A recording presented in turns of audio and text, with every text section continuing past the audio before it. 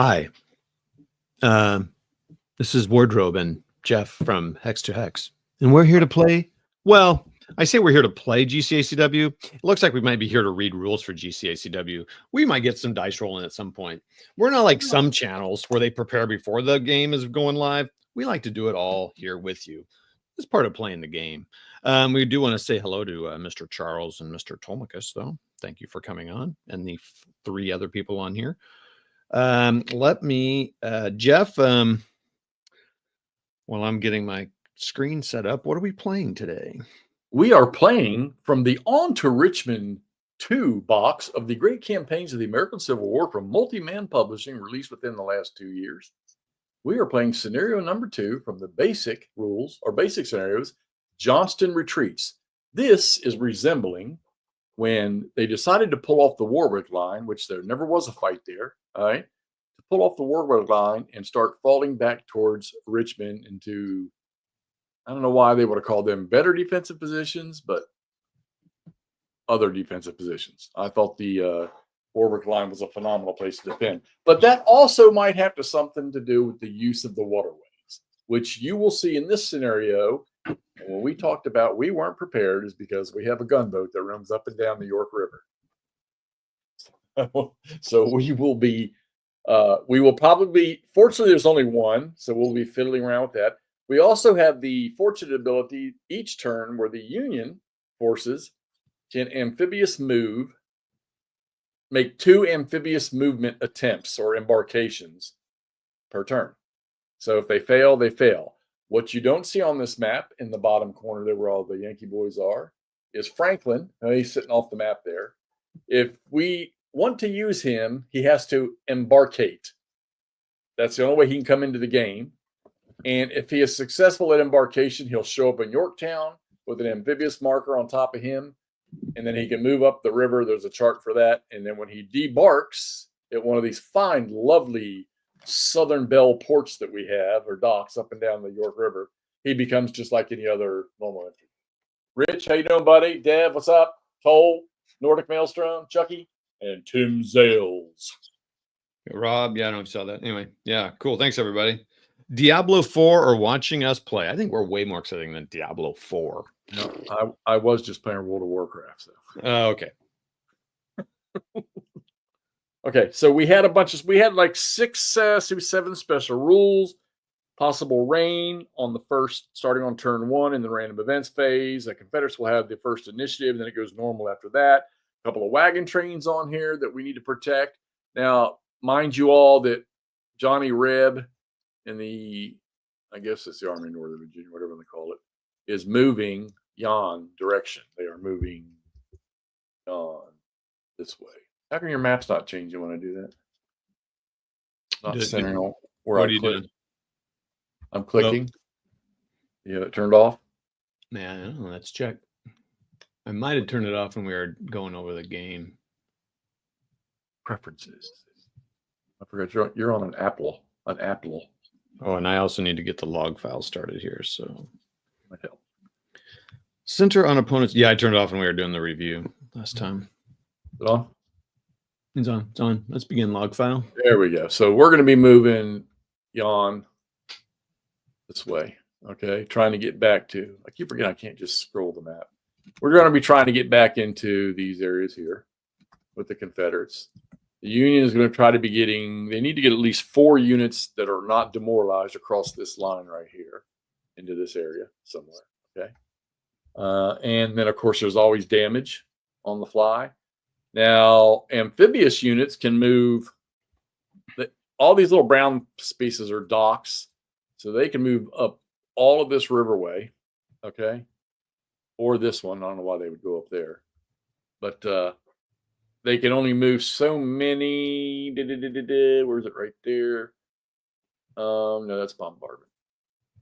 So here's your movement and the fatigue they gain when they move. Embarkation costs +1 fatigue. Debarkation too? Embarkation, no, just +1 fatigue. Infantry only at the landing hex. That just says embarkation, all right? Limited to 1 unit at 10 manpower or less. So what is Mr. Franklin?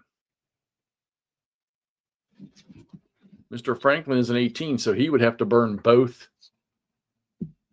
of the 2 activations. So it's limited. I'm sorry, I'm kind of reading some of the gunboat stuff. What's the 1 unit at 10 manpower or less. So we could do 2 10-man powers or 1 11 plus. It would have to be 2. Franklin's a strength of 18 if we're going to bring him in the game. Roll a 3 or less to embark. May attempt twice per turn, limited to 22 total max. Let's see. Die roll modifier or time period here is May 4th. All right, so die roll modifier from April 12th to May 5th is +1. Okay. Oh, yeah. So he's got to roll a 3 or less. That means he has to roll a 1 or a 2 to embark because he gets a +1 dice roll. And there's nothing. Confederate has no naval batteries, shore guns, or anything like that. Jeff Anderson, Mike Curtis, how you doing? Chris Long, what's up, buddy? Danny, glad you popped over and said hey. Hi. And browsing through your photo gallery on Facebook. Lovely. Greg or Ashley, or Greg or Ashley both. How you doing? Okay, so once again, for those y'all just popping on, historically, there was never a fight on the Warwick line, which is the last scenario we played, which is down in this area here. Johnston decided to pull out back towards Richmond to different positions, and this is what this scenario represents. We got wagon trains moving supplies, which you see one here and one here. We need to take care of those. They can be activated with a leader. They move like infantry, and so you don't want to get them put in a jam. Oh, they move like infantry. Okay. Yeah. Dang. So yeah, we're gonna have to read this gunboat thing. I mean, I've kind of perused it, but this is where we need Patrick. He would know this one off the top of his head. well, Mike, I'm just saying, do we? So the Yanks have this guy right here, and I'm just wondering, do we put him on the map? It just says gunboat support or bombardment. I don't think we do. I'm reading that right now. Adjusting status. We're not going to be doing that. No, we will be. What's interesting is this when that happens here.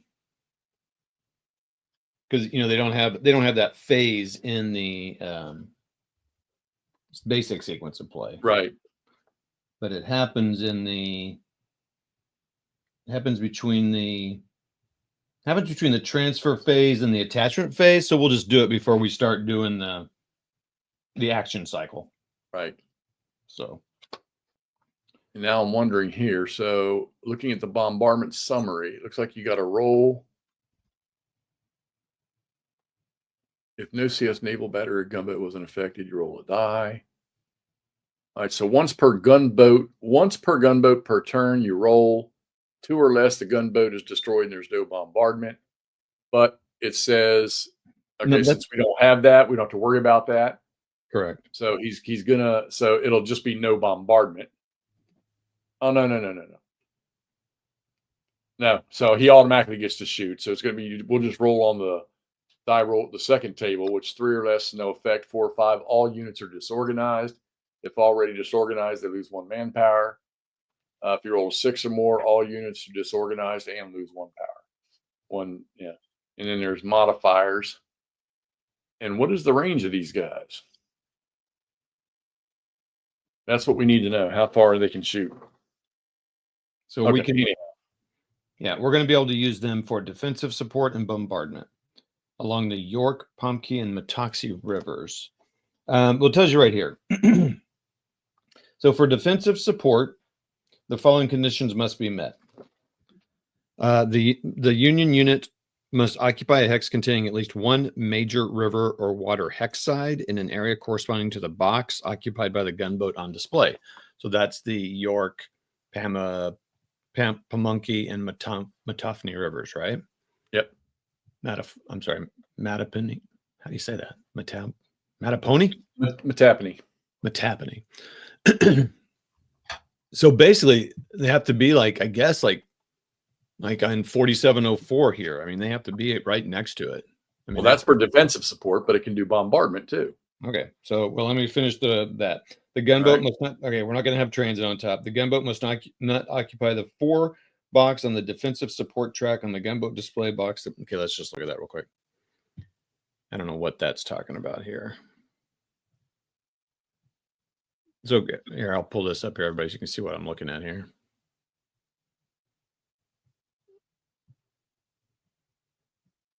So I'm not really sure. Well, he's only going to be in the York River box. Yeah, I'm not really sure what it means by the gunboat must not occupy the 4 box on the defensive support track in the gunboat display box that the gunboat occupies. Okay, I don't see that. Yeah, I don't see that. All right, I'm not going to worry about it until someone. All right, so basically, that's for defensive support. Okay, bombardment. The Confederate unit to be bombarded must occupy a hex containing at least 1 major river or water hex side in an area corresponding to the box occupied by the gunboat on the display. The gunboat must be on its normal side, not on its. Okay. How you doing, buddy? Then we'll worry about what to do there. So I don't think we move it on the board. No, it just gets used. So I mean, that's pretty wild. Yeah. I mean, I'm curious about it because I can't see us putting any Confederate grunts near. You would know that, right? So I'm guessing but I guess that's pretty narrow there. I don't know, maybe all right. Well, I'll tell you, we know the Confederates got initiative first, so let's get down to brass tacks here. What's the range of our leaders again? 3? I know they can command 3. Yep. It's 2 hexes, right? Please hold. I want to get to moving some stuff here. All right. Let's see. Select leaders. Leader activation.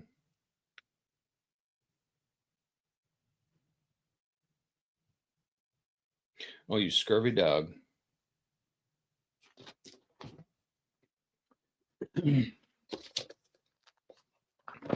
think it's 3. We're at 3 now. AGA was 2. Yep. All right. Well, I'm going to start the move. Did you roll for rain? Get ready to right now. So one side. What is it? Yep. It's a one-sided 1D dice. So we're going to rain roll 6. No rain. Yay! All right. So we're going to. First thing I'm going to do is. Now, I thought there was a limitation to how much we can fatigue everybody. We're still playing with 4. Now, everybody starts with a certain fatigue. Correct. All right. Let me get this out of the way. All right. Here we go. So I'm going to get the first wagon move. Okay. Hold on. The Confederates get -3 for each capital D or 1. I don't know if that's 1 or L results suffered by a Confederate wagon train unit in an extended march. If they do an extended march. All right. So he's only fatigue level 1, and they can't use any other special form. So. And who are you activating? I'm going to activate that first. They get 1d6 plus 1. Oh no! In Onto Richmond and AGA, it's 1d6. But what if they're led by a leader? Yeah, but a leader can't reach them. Johnston's too far away. Okay. All right, so I'm going to activate this guy right here. All right. Use your little button. 5. Oh, yeah. Sorry. We got 5. We got 5. Fatigue him. Oh. Now there's an exhausted button above this one. All right, we're going to get him moving. Let's see. We want to get him moving up the. I guess it doesn't matter. Go up towards 6 Mile Ordinary. Yeah, that's. Yeah.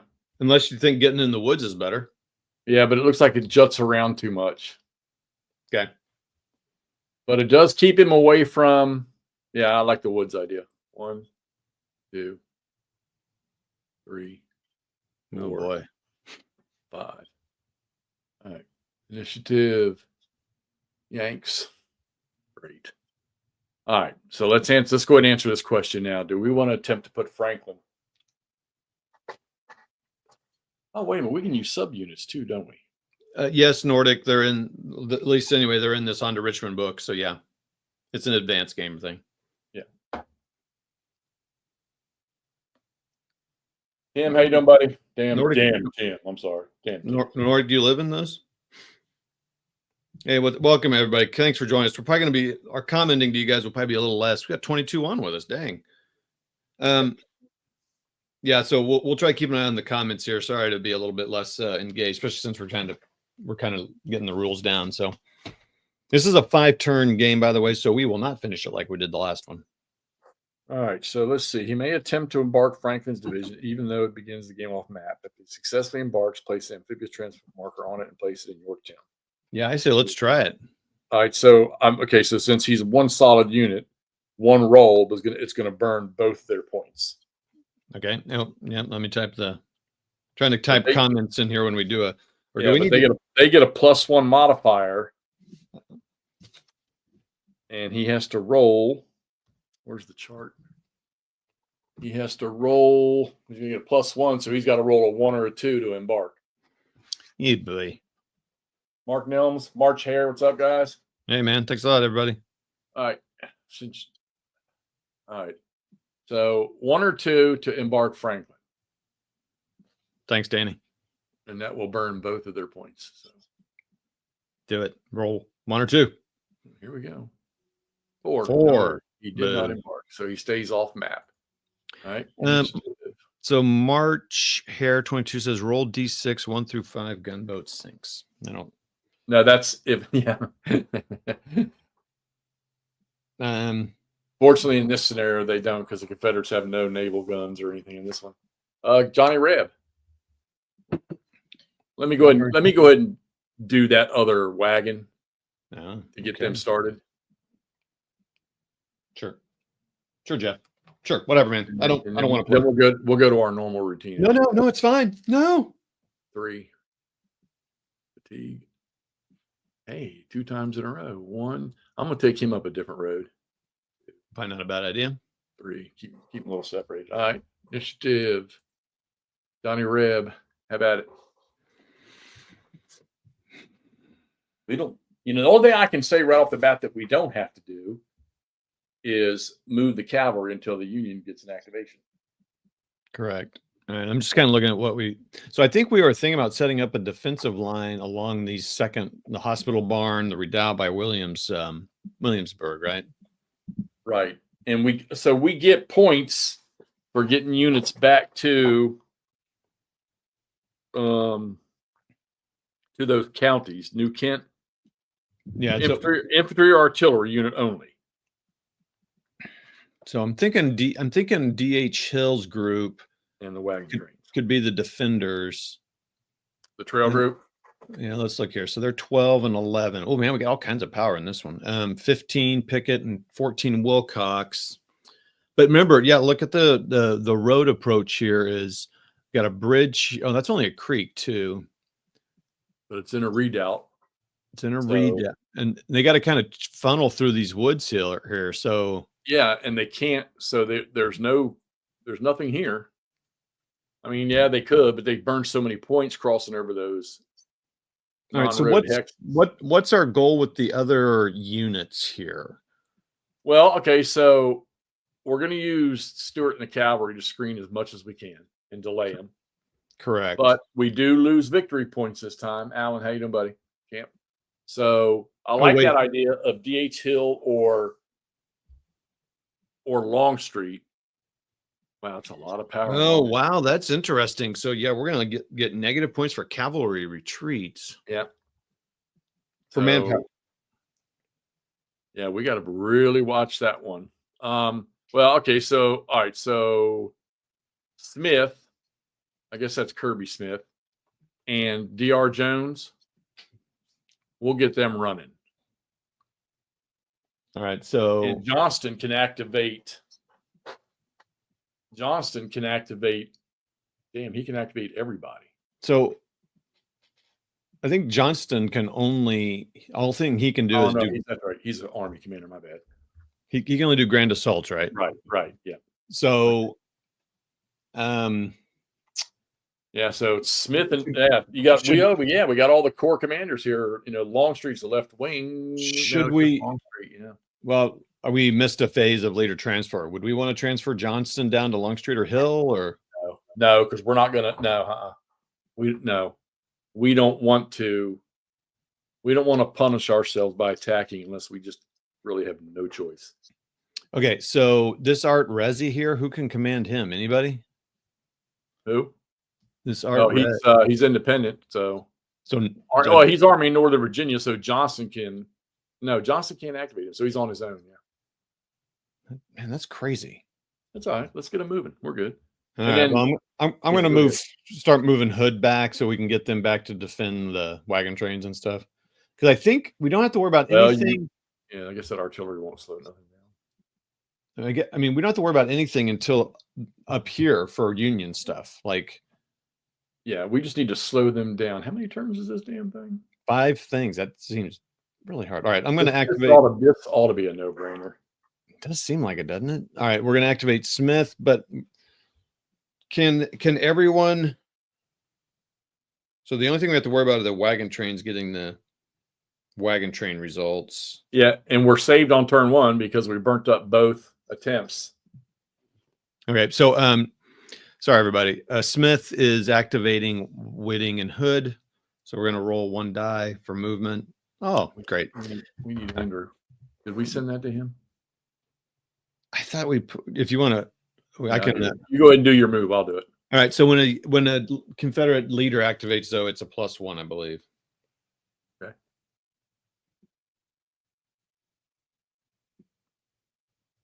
You do your thing. Yeah. All right. Well, I rolled a 1, so. Good job. Way to go. Minimum of 2. We're still using AGA and OTR. Okay. And they get a +1 with their leader activating them. So 3. Oh, you did a leader. Yeah. Okay. Oh, wait. Hold on. I'm sorry. I read that wrong. What? Hold on. What? So it is in OTR and AGA, it's a 1d6 +1. Whether the leader activates them or not? Yeah, you did a leader activation, right? Yeah. Yeah, so the minimum 2 doesn't mean anything. Oh, that doesn't. Yep. Okay, so you're gonna get 2 anyhow.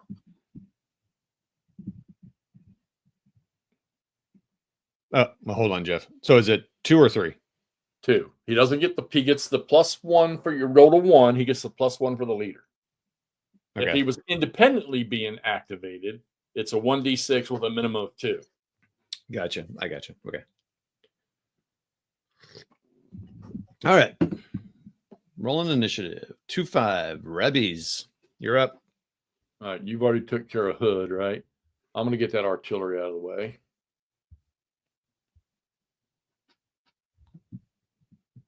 I keep wondering to myself, do we keep them or not? So he's going to be a 1d6 with a 2. So you move Johnston with it. Oh, 6. Good roll. All right, so he's not. So he gets 7? 3, no. 1d6, minimum of 2. 1, 2, 3, 4. I don't know, what's it say in the movement thing? No, we want to go that way. Sorry. Let's see. Infantry artillery is 1d6. Infantry artillery is 1d6, minimum of 2. Oh, I forgot to fatigue him. My bad. There we go. My bad. Initiative. Johnny Reb again. I guess get Dr. Jones out of the way. Go ahead. All right. So he's going to get a 1d6 +1. 5, 6. Fatigue. Increased fatigue. There's no rain. We said, right? 1. Good Lord. 2, 3, 4, 5, 6.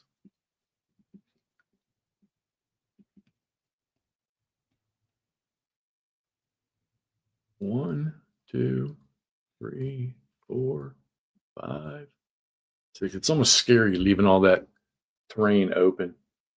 Infantry. Yes, we're attacking to the rear, Camp. Cardboard Commander, how you doing, buddy? Oh, I'm talking. All right. Johnny Reb again. You know, those woods,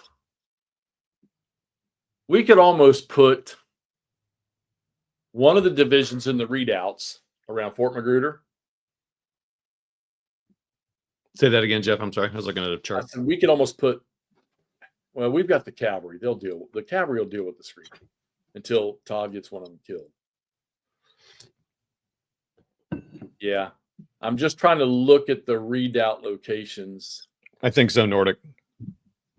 Yeah, so we can dump 4 guys. Thanks, Muzzle Paint. Cardboard Commander, thanks for joining us, man. I've been watching his channels, stuff lately. All right, early DH Hill or Longstreet. I would say DH Hill occupies Hospital Barn and Redoubt 12. In Longstreet and Wilcox operate Fort Magruder and in front of Williamsburg. And the larger of the two from Longstreet, he's got Pickett's a 15. It's a shame Pickett's so worthless. So either one, Pickett or Wilcox, in the hex southwest of Fort Magruder to start this shindig. And DH Hill, him and Earl, DH Hill's brigade's there, and Longstreet's there. We think. Yep. All right. Go ahead, unless you want me to do it. Go ahead and do it. All right. Let's get my chart up. So we're going to use Longstreet. So he's going to 1d6 plus 1. All right. 5, 6. Boy, I'm rolling it good. All right. So we want to go 1, 2, 3.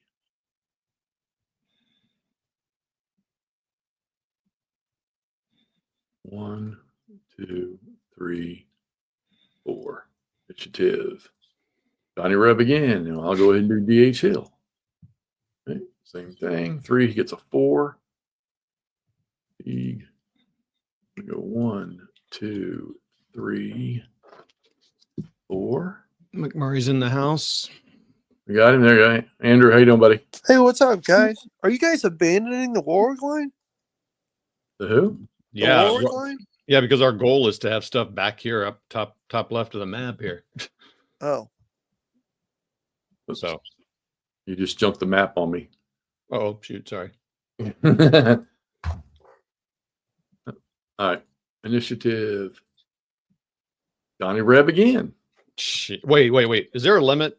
It's 3. I think it's 3, isn't it? I need to look that up because we've had way more than 3.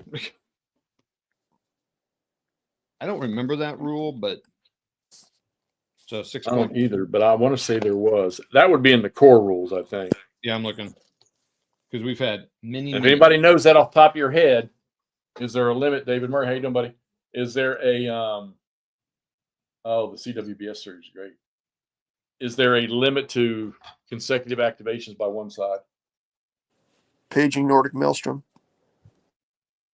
He's only played very little of this. Although he might know. He is okay. In some games, such as OTRs, players must note the number on the winning die. In such games, the numbers used to determine which units are eligible. When players know units. I think you and I had this discussion when we first started playing. In some scenarios, the turn may end. In some games, such as all OTR scenarios and the GTC Grand Canyon, players must note the number on the winning die. In such games, this number is used to determine which units are eligible for activation in that initiative. Uh-oh. Yeah, that's when we were playing the Union can only activate. Remember, they can only activate so many. Camp says it will be a scenario-specific rule, not in the core. All right, that's what I thought. Thanks, Camp. Okay, cool. Camp, you win our appreciation. You win a free copy of Death Valley. Oh, sorry, you have one. Hey, David Murray, that's cool. I just played scenario 1 again today. All right.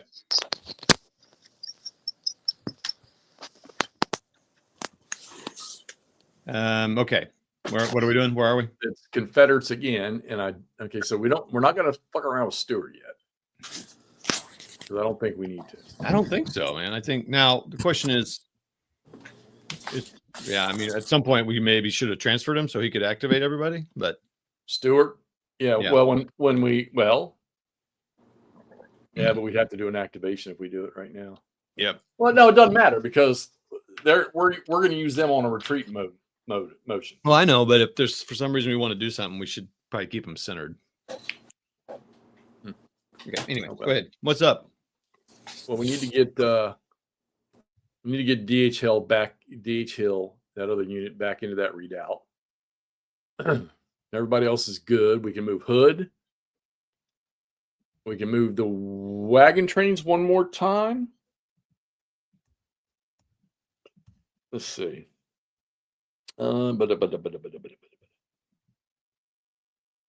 Makes an extended march.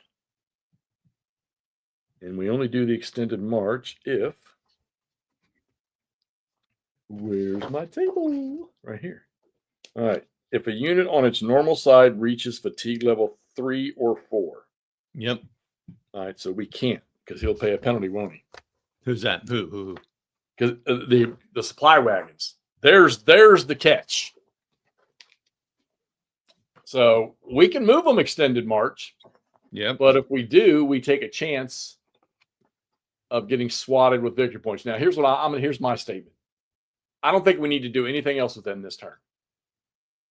Yeah, because I mean, I think we just need to move DH Hill. Let's get him in the readout. And then I think we'll pass with the Confederate. We pass with the Confederates. That way, because there's no way the Yanks are going to catch them. Because they're going to have to get through Longstreet and DH Hill first. After the cavalry slows them down. mm-hmm. We'll be playing that scenario shortly, David. All right, so let me go ahead and knock off. Let me go ahead and knock off DH Hill. All right, 6, 5 plus 1. Dig him. And that's going to hurt him next time. But You're trying to get him across the river. Yeah, I'm trying to get him there. And probably should have moved. We should have transferred him right before we moved. So I'm going to transfer him. Okay. Early, because Early's got the creek right there. All right. So we know we're going to pass, but look at that, Confederates again. But we're going to pass. So it's Yankee boys. We know we can't do anything with Franklin because we're still in this turn. So you know what? You do the first Union move. I can do the little boys' room. Okay. I gotta see what we got here, people. Well, there's that darn Sykes again, all by himself. Horse Art Richardson, McClellan, Heinzelman.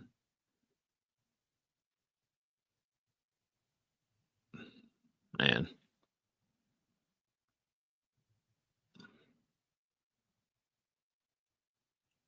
So I guess I need to look at zone of control real quick and see. I think it's only the woods. Yeah, woods and Los. So and can I move Zoc to Zoc?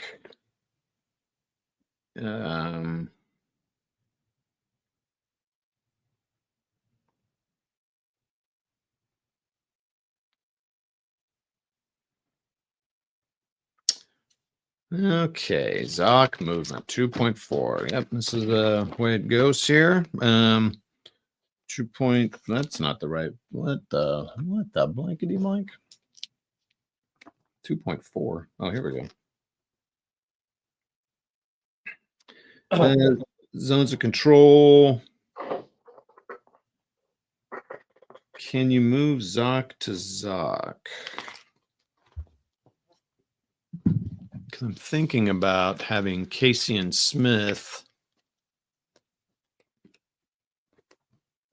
Well, it almost doesn't matter because you're going to do a cavalry retreat the minute you activate them.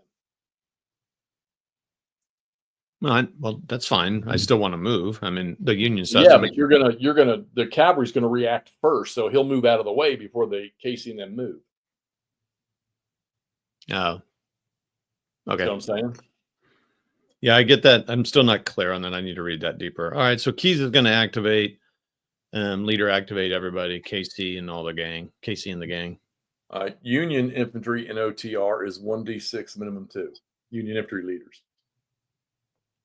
Infantry leader, 1d6 minimum. Come on, man. All right, here we go. Johnny Bay, ZOCs may not extend across the river or creeks. Thank you, sir. May not? May not. But what if there's a bridge there? We've had this discussion. Doesn't matter right now. That has no effect on what you're doing. All right, well, they got a 5. So We got a 5. Keys. Oh, Keys. Okay, so so now we're obviously going to do a cavalry retreat Okay. and chew up some of his shit. Oh, I see what he's saying. Even at the good question, even at the bridge, because because the 3rd Virginia could wait for him to cross the river to the north on the North Bridge, Right. and then he affects. But Okay, now I see what Johnny's saying. Zoc may not extend across the river. They do not. Okay, so whoever that is, Casey, he would burn 1 movement point to go across the river, and then that's when you would do the cavalry retreat. Now, is this 3rd Virginia's choice, or could they do it now? They're not in zone of control. Oh, they're not in a zone of control, No. right? Well, see, hold on. I'm sorry. I think they are in a zone of control. Oh, that's what we need to check. Let's validate.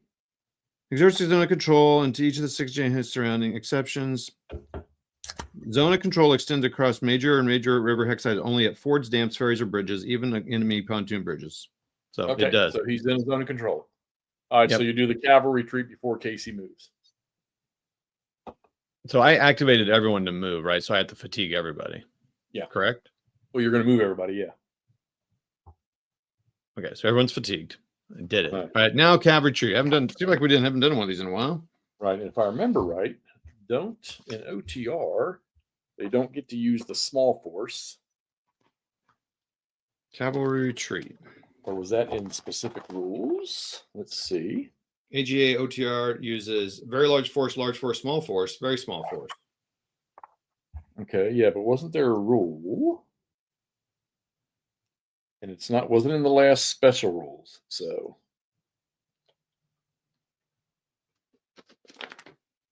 Yeah, so cavalry and OTR, Confederate cavalry, +2. does not use small. Where'd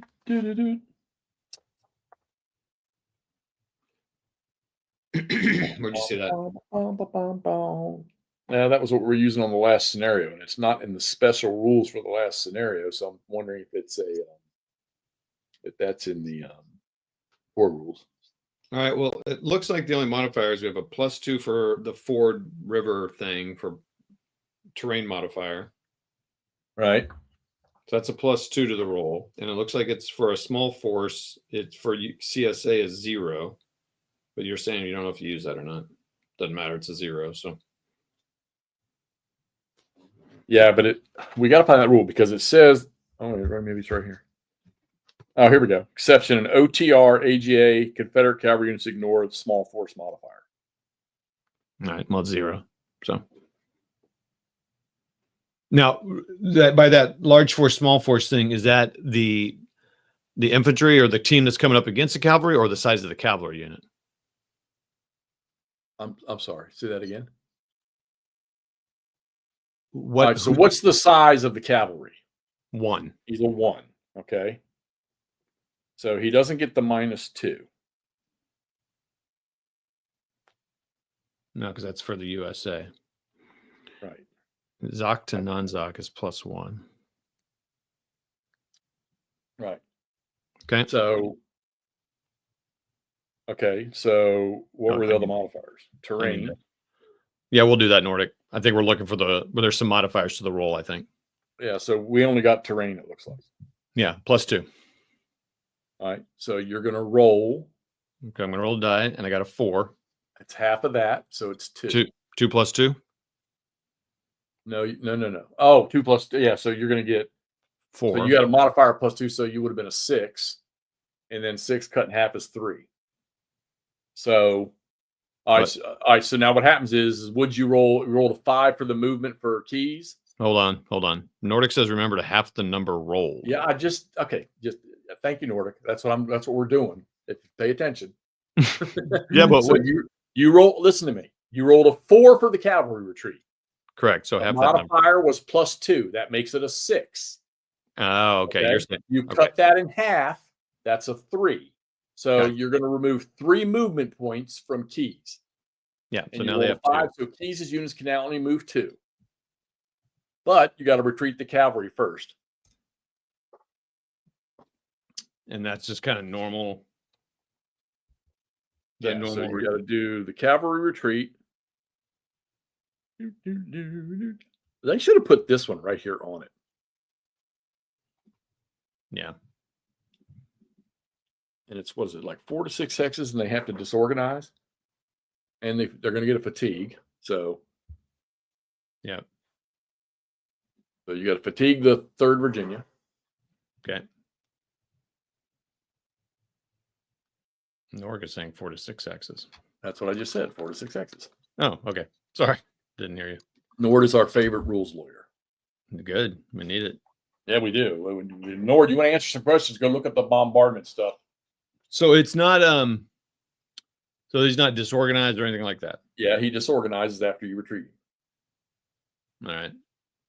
4 to 6, dude. Well, just think about where the next location we want to drop him at. Probably right there at that intersection. Let's see. Is there any reason to go further than that? I don't think so. So, and you said he is disorganized.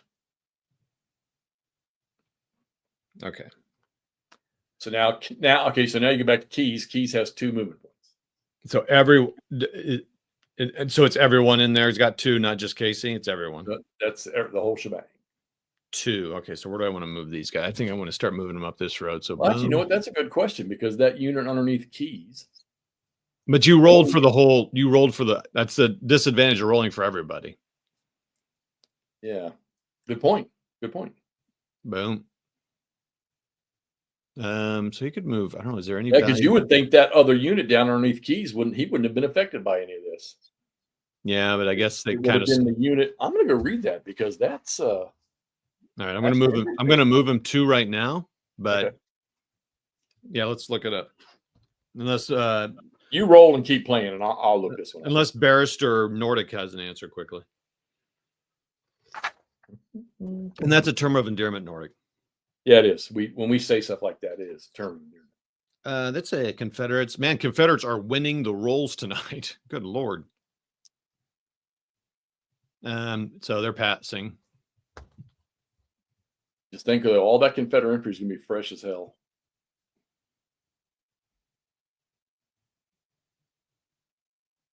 All right, Summer. I don't like that I can't believe that horse artillery can't be commanded by a leader. That's so weird. Think about that. Oh, that's right. A unit cannot act. That's another thing we got to check too. Because it would be kind of cool to reactivate keys again right now. So you keep looking that up. I'm going to activate Summer here. Get that. Cut off Stewart. Actually, I'm going to activate Hook. Okay, let me look who I got here. Heinzelman, Porter. Who's under Kearney? Sykes. Oh, that's interesting. That's an interesting thought. Okay, so let's you keep looking it up. Heinzelman's going to activate all of his boys and girls. I don't know. Does he want to activate everybody?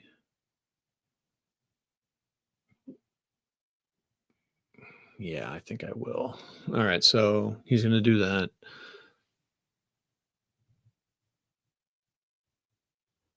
What's a restricted zone of control for a cavalry unit? I think it's always woods and Los. Restricted RZ across the woods or Los, okay, without a road going into it. Gotcha. If a unit exerts a 0 crease across the woods or Los X side and no road, pike, railroad trail, A hex with it is exerted is referred to as a restricted zoc. Non-restricted zocs are sometimes referred to as normal, unless otherwise specified. Restricted zocs function like normal zocs. Oh, wait. Nord, the question I have is, could we activate keys back to back? Or do you have to go? Because I remember when we were playing AGA, you couldn't do that. You had to go through everybody. I thought. Wait, what? No, I don't think that's a rule here.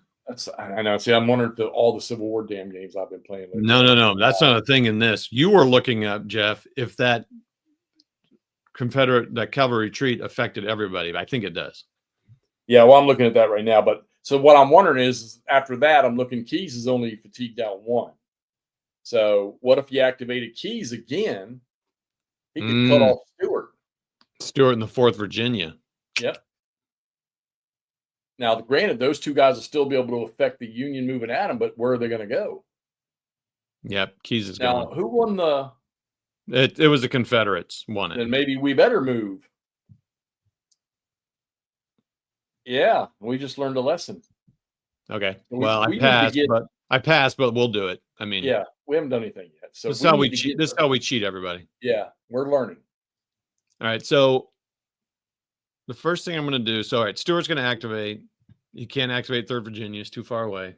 So he's going to roll 2 die, and he gets 8 plus what? 1. 2d6. Oh, 2d6 plus 2. So 9. No, 8, 9, 10.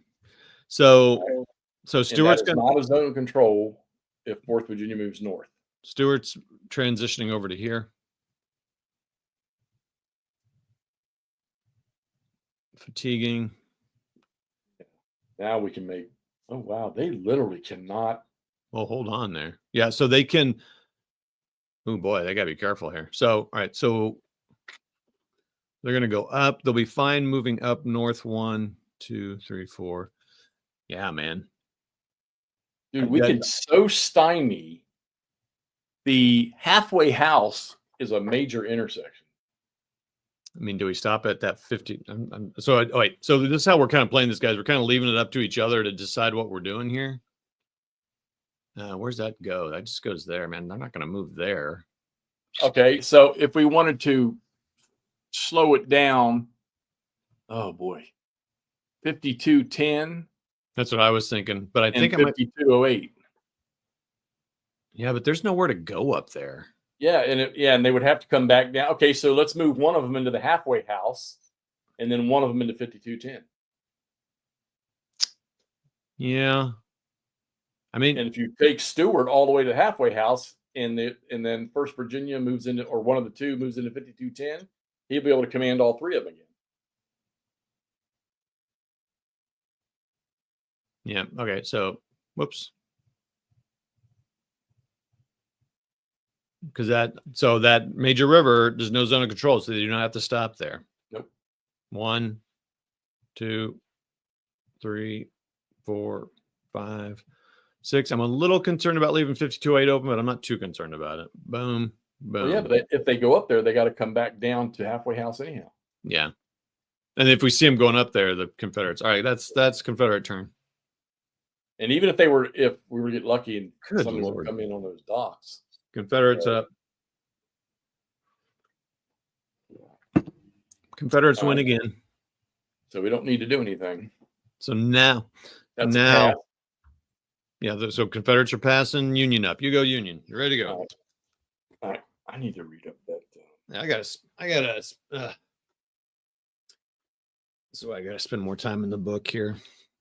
Yeah. Well, I'm just thinking about the enemy movement thing, or starts adjacent. If the unit begins in a march thing in a normal zone of control, and it is specific to the unit, is the way that reads. Oh, I think you pay an extra movement point or something. No. I'm talking about the cavalry retreat roll. Okay. Oh, I see. About it affecting all of Keys's when those other units weren't even there. I think it only affects the unit that's moving. I really do. Anyway, so just everybody, so you know, so Stewart and the 4th Virginia would have paid an extra movement point to move out of Wynn's Mill because they were in a zone of control of Summer and his gang. So, okay. Oh yeah, he still would have made it. Yeah. Yeah, yeah. I guess Sykes is still attached to Third Corps because I So don't see. but there's No, it doesn't say it. So he's just independent like yeah, Franklin this these time. freaking art. It's so weird to me. I just played that GTS where you can assign, like you would attach that artillery reserve to somebody. All right, I'm going to activate Heinzelman. Okay. Oh, All right. Thanks. I'm going to look at enemy comments here. Blah, blah, blah. Conduct to back. I wouldn't leave Stewart there. That is asking for the feds to cut him off. Yep. Going to grab my rule book. Be right back. Oh, good. Oh, great. Nordic's grabbing his rule book. He's just going to be reading the rule book to us. Haha. Just kidding. Ha ha ha. Trying to run off our viewers. Oh, we're down to 19. Ooh, man, we lost a chunk. 2, 3. What did you get? What was your roll? 6. Oh, you got a good roll. Man, you're rolling great for movement. 3. Where'd you move him from? Where Sykes was? Yeah. Yep. 1, 2, 3, 4. So here's an idea. Can I change? No, never mind. Never mind. We're not helping each other. That's right. We said we weren't. Dang it, Jeff. He's in a clear terrain, so God. 4. He's not. God. Did you activate everybody? Yeah. Why is Kearney yellow? Why is Kearney yellow? See ya, Ashley. Why is Kearney yellow? See ya. Because I fatigued him. Remember? They started green though? I guess. I don't know. Shit. Okay. Maybe he was in a fight. All right. All right. So, but you had him activated. Okay. Do I want to do anything? Kearney's not going to hit that guy because it's across that ground right there. So we're going to leave him there. Hooker, you little. Well, after you're done moving, I'll tell you what I had done. Let's see what you do. 1, 2, 3, 4. You get over it. I can't get over it. So now he's got 4, and where I'll explain.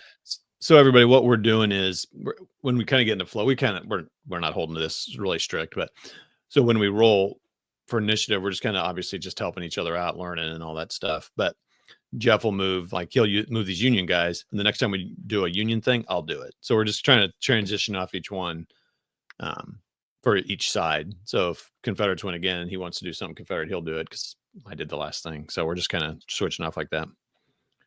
It's the goddamn. That's fun, Danny. I think you're probably right. Where is the freaking? What are you freaking? Oh, come on. Oh, never mind. Hold on. Where's the damn? Oh my gosh, dude. Oh. Okay. Well, go ahead and say it. I'm already pretty much finish your move, and then. But what are you looking for? Are you looking for something? Yeah, I am looking for something, and it's not on that chart. It is. I'm going to look at the setup real see if Kearney started. I might have Jeff. I might have fatigued him thinking I was moving him, and I ended up not doing that. I see. A normal attack would be with 2. All right, I'm going to decrease. So I'm going to claim. I'm gonna have to kick that cavalry out. So I'm gonna do another cavalry retreat there, because if not, I'm gonna slap him in the face with Hooker on the march. So, no comments, everybody. Say it, dude. Don't do this. Say it. Don't sit there and mollycoddle behind me. Say what you're gonna say. Who, me? Yeah. Oh, I probably would have moved Kearney up here, and I would have moved Hooker here. And then you're kind of surrounding these guys like we could have surrounded the 1st Virginia before they retreated because they wouldn't have been able to retreat anywhere. Oh, no, the road, I guess, allows them to, doesn't it? He couldn't have got any farther than there. So Hooker? Yeah, because he was here. Oh, but Kearney is who I was talking about. That's what I'm talking about. Kearney was here. Kearney was there. And Hooker was here. Oh, okay. All right. So they couldn't have done it. All right. Cavalry retreat. So it was the same thing last time. So it's going to be +2 again. Yeah, but now there's no defensive modifier, right? Okay. There's no what? There's no defensive modifier because they're not attacking across a river. I did that Oh, plus. that's what, yeah. So it's just straight up, right? So this is a straight up roll. And you rolled a what? Oh, you didn't roll yet.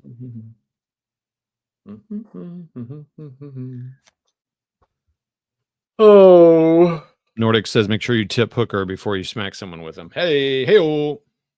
So we rolled a one. That didn't do shit. Other than half, but you're going to round up. So he's going to burn. Wouldn't have mattered because he wasn't going to do anything anyhow. So he's still going to have one movement point left. All right. So we're going to go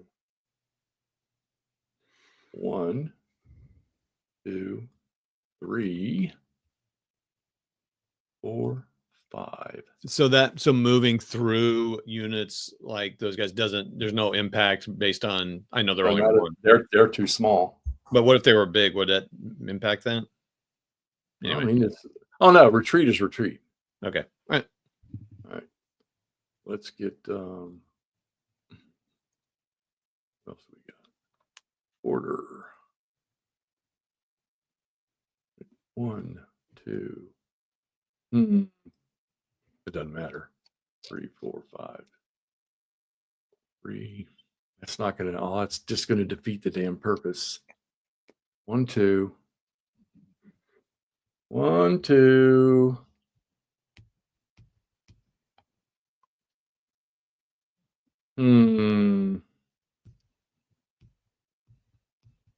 Oh, let's see. 1, 2. That would be 3, 4, 5, 6. That won't do any good. 1, 2, 3, 4, 5, 6.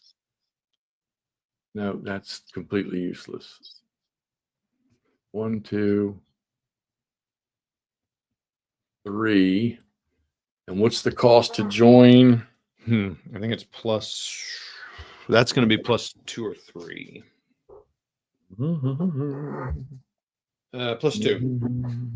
No, right. wait. Oh, they're in the woods. Plus 4. Plus 4. Oh, he can't do it. So we'll just leave him there. McClellan's going with hooker. Or no, McClellan's got to go with quarter. Transfer him earlier. Not McClellan. Oh, yeah, he's going with them, both of them.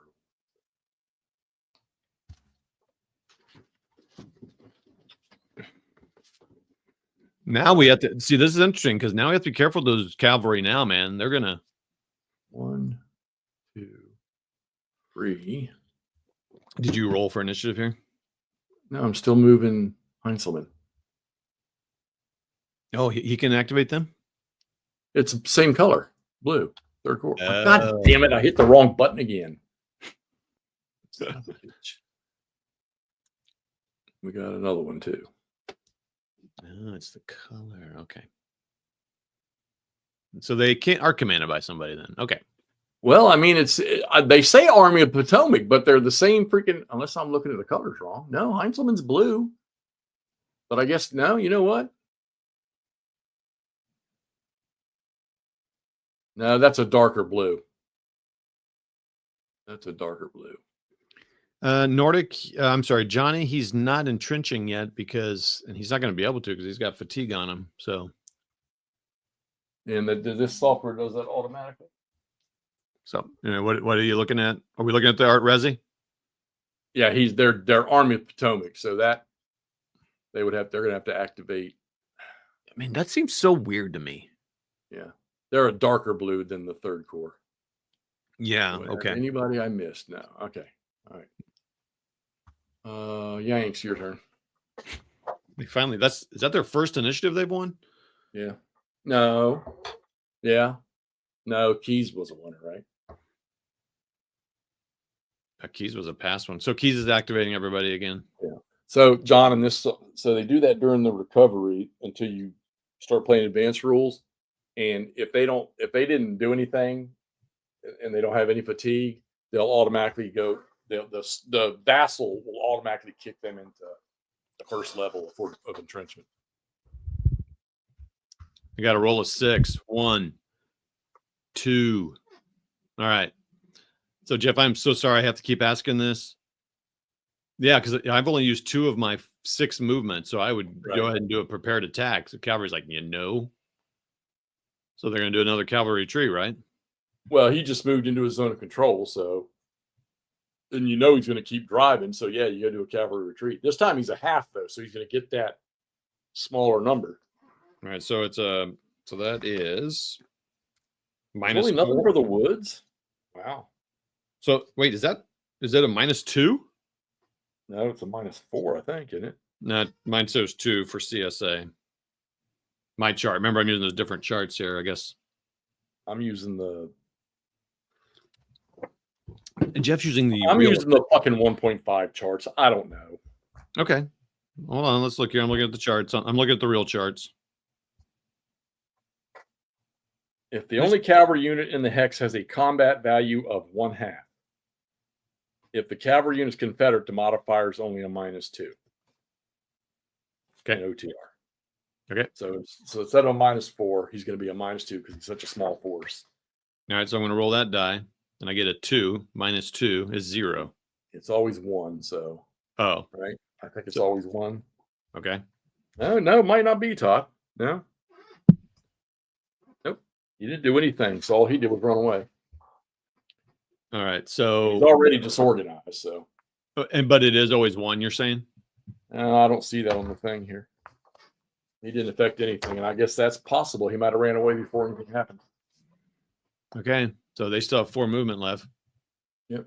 But he's still going to retreat 4 to 6. I need to finish reading up on cavalry retreat. Yeah. And he's already disorganized, so I guess he's gonna get another fatigue. So how do they lose somebody? Oh, now we look if he loses somebody. No, because that's not considered a march action, right? So he's not going to extend march. Wait, hold on a second. If the step 1 roll before modifications and halving is a 1. Okay, we didn't roll. All right. Retreat 4 to 6 hexes. The retreating player must adhere to blah, blah, blah. We know that. Okay. Hex calling out for a loss on a retreat chart. We don't worry about that right now. If there's no enemy controlled hex or occupied hex, right? Fatigue. He fatigues. Johnny, I'll get to you in just a minute. The cavalry unit strength markers flip to us. If it's already disorganized, there's no further effect. Okay, so they're just going back 4? 4 to 6, yeah. We're using them pretty tactically, I think. 1, 2.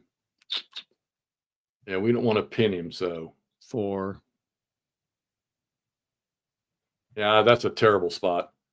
Really? Right there's not, though. Yeah, but they can't. Union's not going to cross down there. They're going to drive straight into Williamsburg because there's no roads going across there. Just another row. I don't know. I'm going to put him there. All right. Oh, he needs to fatigue again, right? Yeah. And now Casey's still got his 4 movement. Well, Johnny, it seems like that because I don't play on Vassal. This is the only time I even start Vassal up. Todd's much more efficient with it than I am. Plus, each game, you learn. But we've talked about this many times. This system here is actually great for playing on Vassal, but we're both one of those that want to see the units on a map where we can see the whole map at one time. But this one here, unless you're playing the campaign games, you don't worry about that. Like GBACW on here, I don't know if I could pull that off, playing a big Gettysburg game or something like that. But Hey, yeah, this is just about experience of using the tools. You're going to watch Patrick Pence and Roger Gilson play this game. They just roll right through it because they've been playing it for so long. They know where everything is. Johnny, you may be talking about, I don't know what you know about Vassal. I thought he was kind of coming from the perspective he wasn't familiar with Vassal. Vassal is not a computer game at all. It's just real. There are some little features they put in here. So some things are automatic, but it's pretty much, you have to know the rules. You have to know it. Pretty much everything to play it. This is really basically just a virtual board. Yeah. Well, Danny, I've got dice over here I can do that with. Okay, so right now he's used 4 movement. Now look at him. Do both cavalry retreats? So he's already used 2, right? He's used now 4. Yeah, so he could still do a normal attack off of 2. And real quick, Jeff, did you say that he still has 1 negative movement because there's always 1 minus? Is that what you said? Or 1? No, I don't see that anymore. Okay. I was trying to read it, but I didn't see it anywhere. So okay, well, anyway, so there is. So I just choose who I want to attack then, I guess. Yeah. Because I moved in the zone of control of both units. So yeah. Well, the thing is, if Stewart were to be the one, he could retreat now because he would go right back into his zone of control. Stewart is pinned, dude. So I want to attack Stewart then. Well, he's pinned now because that road where Casey is goes north. That would be Stewart moving into his zone of control. So Stewart's going to get punished regardless. All right, so don't so go after First Virginia then. Yeah, I would say go at First Virginia. All right, First Virginia's like, I'm not doing that. So now they're going to roll 5. So 5 minus 2, so 3. Half that. So that's 1.5. Do you round up or down in this? It's MMP. You tell me. Oh boy, this chart doesn't tell me, so I'm going to have to look it up here. I say we just stick with the MMP philosophy. Well, this is a gamers. I think these are You wrong. round up an SCS, and that's gamers. Wait, excuse me. Yeah, that's a good thing about Vassal. You're right. Put it on a thumb drive. This is Vassal VASSAL. Cavalry retreat. Sorry, everybody. Got to look up cavalry retreat. Please hold. Unless it says it in the basic game concepts. Please hold, everyone, for just such a simple little thing to look up. All right. Anyway, cavalry retreat. 12.9. I just read that whole section. I didn't see anything about that. Oh, all right. Well, I'm gonna round down to 1. Okay. All right. So it's 1. So now they have 1 movement left. So even, no matter when you do cavalry retreat, you have to retreat, right? Yeah. 4, 6, 7. And you got fatigue. Okay, now does he have to? That's a good question. You know what you're getting ready to ask me. Extended march. Yeah, and we can read the chart for that. So, all right. I know it's considered a march. So he's going to go 1. The only exception is for strategic movements. 2. Oh, really? He's going to go. Someone was talking about, I think, Nordic. They're going to go have some lunch in Williamsburg. So do I need to extend and march him, test him? It's going to be no. Okay, well, here we go. What's Big D disorganized? He already is disorganized, isn't he? Yeah, but that's yeah. So nothing's going to happen. Disorganized in the unit strength mark. Yeah, he's already disorganized. Okay, so we don't need to roll it then because they're not going to lose anybody. Because he is disorganized. Oh, he could lose somebody. Oh boy. All right, so let's see if march by unit on its normal size. So no. If march by unit is on the exhausted side, no. Union Army game specific. So no, there's no modifiers here. So I need to roll. Is this 2 dice or 1? It's 1 die. Yeah, 1 die. Here we go. I need to roll. If I roll a 6, they're going to die, and there's going to be negative points.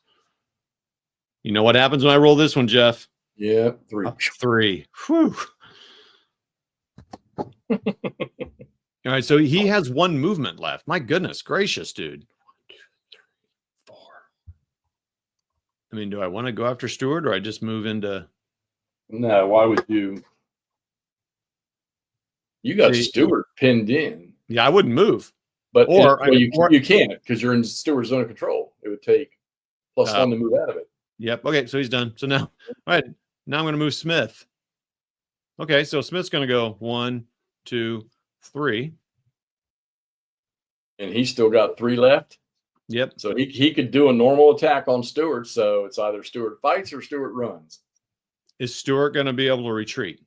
He's going to retreat through his. Whoa! Wait a minute. He'll have to go. We'll have to look at the chart.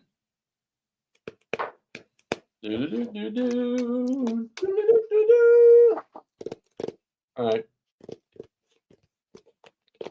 Ooh, Nordic. Andrew would say play flying colors. All right, so I need to look up retreats. So I'm making a note here. He has 3 left. Flying colors is always a solid option, especially since you can play big games or little games depending on how much you want to get into it. Patrick, if you're on here leering, ogling at us, you need to say something so we can send you a link and get you in here with us. Because I'm starting to anger Todd. Well, no, you're not. And we need a moderator. The Andrews half asleep. Also, Nord, what expansions do you have? I'm not half asleep. I just don't know this game system at all, and I'm not super duper familiar with the peninsula. All right, let's see here. Route charts. So first hex is in normal retreat.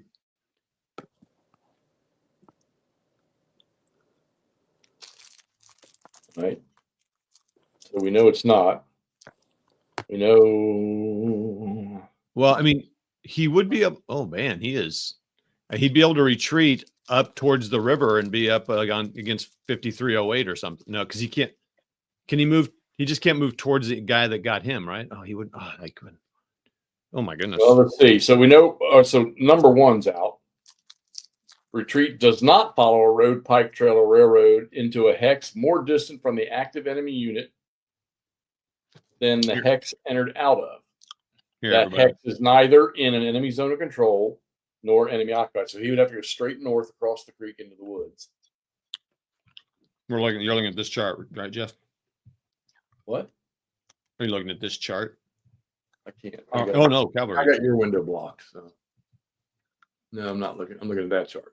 Oh yeah. I'm sorry. Right, I forgot that. I'm looking at the actual in my hand chart. So yeah, that's what we're trying to determine. Johnny is the priorities of retreat. He can't go to the northwest because he'd be in Casey's zone of control.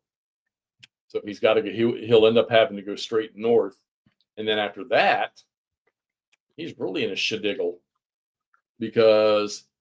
Let's see, for the 2nd, 3rd, or 4th hexes entered in the normal retreat, assuming the unit is not exiting an enemy zone of control. That's right. Retreat is not into an enemy zone of control or enemy occupied hex. Retreat is into an enemy. Okay. Okay, so he would be good. So he can. Okay, yeah. So well, so you got to do your retreat thing first. We know he can do it. So. Oh, I see. So I got to roll for the retreat, and it's I rolled a 2. And it's is it 2 plus or minus anything? No, 2 plus 0. Combat value. So it's 2. Straight up 2. You said half that, so 1. So now he's down to 2 movement. All right. So disorganize and fatigue Stewart. I mean, not Stewart. Who's underneath him? What's the fatigue level underneath him? So you're going to fatigue and disorganize. Your window pop outs are definitely different than mine. So he can go straight north, and then he can go northwest and keep going northwest. So boom. Yep. And then boom. Yep. He did not move closer, but he did not move further away either. He moved further away from the unit that caused him to do this. In this first doesn't matter. 2nd or 3rd hex is just zone control base. So that's 3. And now he's skadoodly pooling. So he's going to go here. Here 4. Yep, I think. Sorry. No, go ahead, Andrew. No, I was addressing something not related to the game. Oh, okay. So that's 4. Do we want to get him in the redoubt or keep him there? No, we don't want him in front. Okay. Yeah, that's true. So that's the cavalry doesn't cost cavalry anything to move through units, does it? That's a good question. I thought you said retreats. You know don't what? matter. It's not. You know, we completely have control of the major rules of this game. It's these little fucking odds and ends things.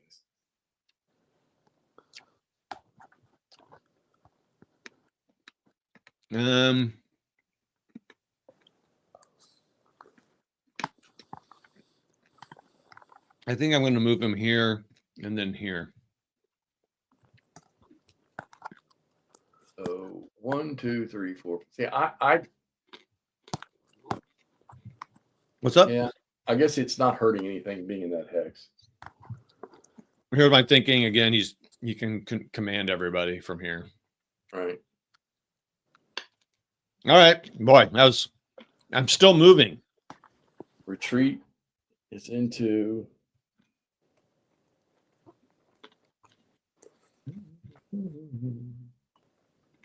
Yeah, we're gonna do some rule reading. A cavalry unit does not suffer manpower loss in a cavalry retreat, even if it retreats into a hex calling for a manpower. Unless and if it moves into an enemy occupied hex, it's eliminated. Huh. 1, 2, 3, 4. I think I'm going to do this. We're kind of these. All right, boy. Then that took a lot. Okay. And we lost a shit ton of people. Sorry. Well, that's fine. Okay. All right, time to roll for initiative, and we got the Confederates again. I think the Confederates have won all but 2. Right. Oh. So you're up. Confederates Yeah. would do what? Still pass, right? Yeah, because we don't want to. Oh, wait a minute. What fatigue level are they on? Who? The cavalry. West Virginia. Is that the second fatigue level or the third? Oh, It shoot. wouldn't matter. It doesn't matter. It would be an extended march. I just fucking third Virginia is just that they're useless sitting where they are. Okay. They're not going to affect anything right there. Okay. But I don't want to go because that would be taking them to fatigue level 3, right? Yeah. You said I was angry at you. I think you're angry at me for moving 3rd Virginia down there. I think it's funny. When I was talking to making you angry, I said I was being funny because it is. I mean, think about it. We're trying to co-op. I was funny because I was listening to a documentary about Hooker today at Chancellorsville by a licensed guide on YouTube, and it was funny because what he was talking about with Hooker and his leaders, this is exactly what's going on between you and I. And it's funny. I think it's funny as shit. So, like, what the heck are you doing? Yeah, it's hilarious. I think that's, you don't, when Patrick and Roger play, they jab each other, but they're playing opposite sides. You and I are trying to work this together. Yeah. Look how incompetent we are. I mean, how great we are. All right. All right. You're up, buddy. What are you doing? If march by a unit on its normal side increases the fatigue level from 3 to 4. Nope. All right. If a unit on its normal side reaches fatigue level 3 or 4, he gets a +1 if he does that. I mean, but see, he can be cut off. All right, I'm sorry. I'm activating fucking Stewart. So, Okay. All right, 7, 8, 9. All right, extended march on this guy. And so you're just activating 3rd Virginia with Stewart, right? Well, I'm going to get the other. Well, let's see how bad this one. If this one passes, then I'll take chance on the other one. Oh, I thought you had to activate everybody that you wanted to activate and fatigue them all. Oh, well, yeah, you're right. Good point. Yeah, I guess he's all right where he's at. Plus, he can affect an approaching enemy unit if we need him to, but this guy can't. Oh, I see. Like, yeah. So you're thinking maybe you might want someone up with like DH Hill or someone else too, right? Or Wilcox or something. No, I want to get them. I want to get these guys back where they can. Oh, so they can kind of refresh up for the next. I hope so. Yeah. Might take them 2 times. Okay. You can perform it. Yeah, Lord. Oh, so that may not be a bad idea then. Oh gosh, man, 3rd Virginia's going to go red. I mean, and I see what Johnny's saying. I mean, he is fine because he can move across. So, yeah, that's right. Because he can retreat. That was the first time we did. Good, Johnny, good catch. That's a good catch. Yeah, What's the catch? Because he can, the cavalry. I mean, everybody can move across this stuff, but a cavalry retreat, he's just going to be moving in hexes, not movement points. Mm.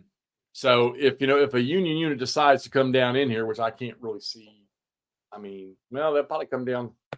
They can probably come down in here. So, yeah, good catch, Johnny. So no, I'm not going to activate. Cancel the activation on Stewart. We'll go to pass and go to the Union. He's already yellow, so I don't think we're going to fuck around with Keys. But I just realized something. Keys has both approaches through the woods blocked. Yep. I realized that. I set up a nice defensive line. Wow. All right. Well, I'm going to tell you what I'm going to do because we need to clean out an approach. I'm only going to activate Smith. Okay. But I'm going to do it with Keys. No, he doesn't get nothing, does he? No. Union infantry leader. No. We'll just activate him on his own. And he can always, we always know he can move 1. So 3. Oh boy. He can always move 1, right? So we're going to move him down here. Now he's out of the way. Okay. Roll extended march for him. We're going to pass. Roll extended march for him. Oh, was that? Yeah, my bad. Sorry. Ooh. 5. No effect. All right, good. So he's good. Okay. All right. So who won that one? Confederates? Confederates, which we're going to pass. I'm sure. Mm-hmm. We don't have any reinforcements, do we, in this game? No. All right. You're up. I'll let you move the Union. All right. So we're going to, let's get Heinzelman pushed up a little bit. All right. Heinzelman. 3. Frick. Andrew, you still, I just decreased him. Nope. Sorry, I didn't realize I wasn't muted. I'm eating. Sorry. You sucking on some soup? Sauerkraut. Trying that again, huh? Well, let's not talk about that while we're live. I had to finish it up. So you got Hooker moving up. So did you activate everybody with Heinzelman? Yeah.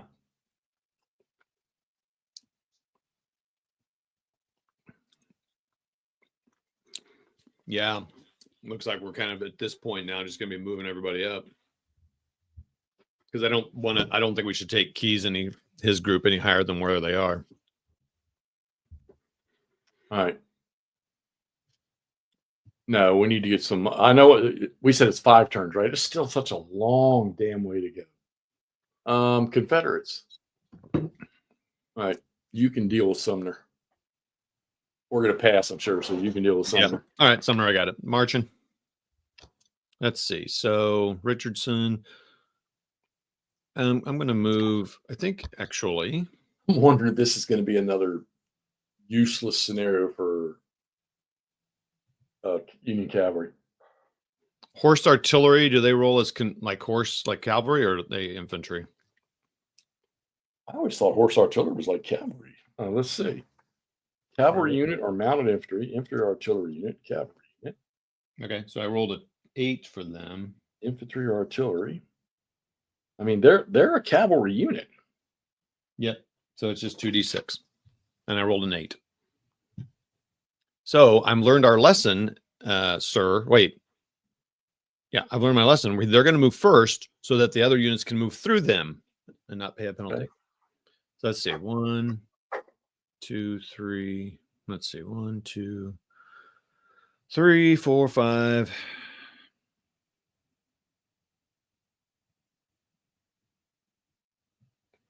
1, 2, 3, 4, 5. And then, so what's it going to cost him? And we determined they still have to pay all the penalties for moving in with friendly units. 3 or 4, something like that. Applies only to an infantry, artillery, or wagon train entering a hex occupied by friendly infantry or artillery units with a combat value 3 or more. Wagon train, the movement penalty depends upon the train entered.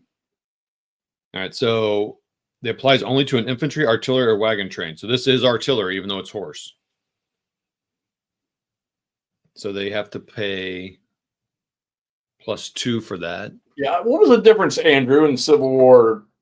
Horse artillery just what? Had a couple extra horses on the fucking leash? I'm more familiar with it in a Napoleonic sense, in a Revolutionary War sense, but the idea was that, yes, it could essentially move with cavalry in a sustained manner. Right. So you usually have lighter guns, but they could deploy forward, fire, then get the hell out of there if they wanted to. It meant that most of the time, again, you had to have lighter guns for A, mobility, and B, for not having to then have nearly as many crew, because any crew that you have also need to move every bit as quickly as cavalry.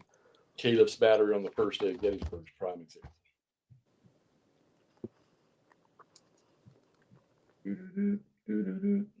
But yeah, in a Civil War context, I'm not quite as familiar, to be honest with you. Nord says Nord press tags is like a Grail game, covers all of that stuff. You can find that one.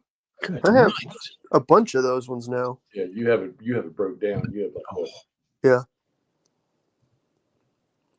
There you go. Yep. You got all men on horseback. Okay, thank you.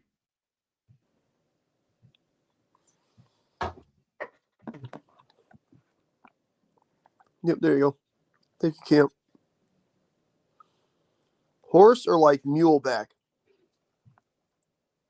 Depending on who it is in the state of the war.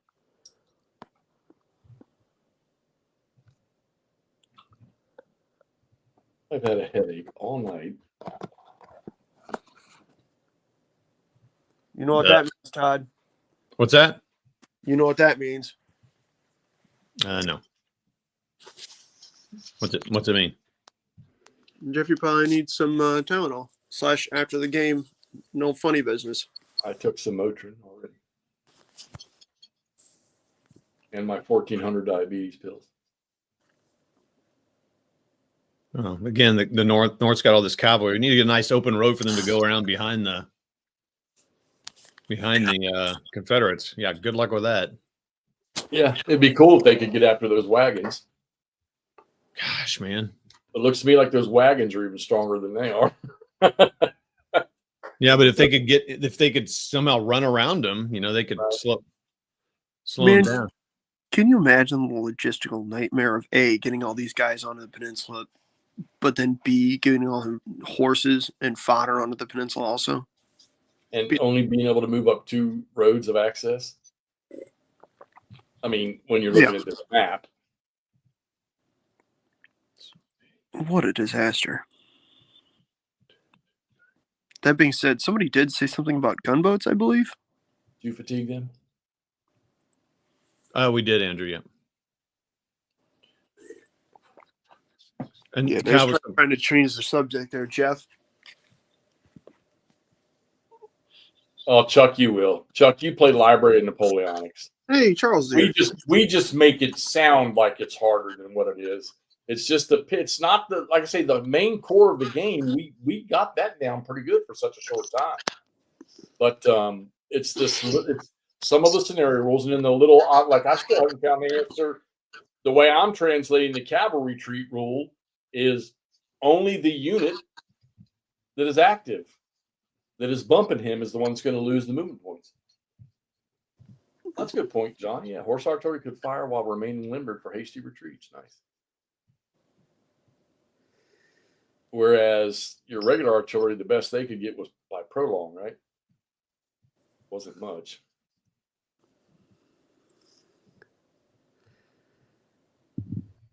I don't know have we ever played a game yet where the Union cavalry was able to do anything, even in AGA? No.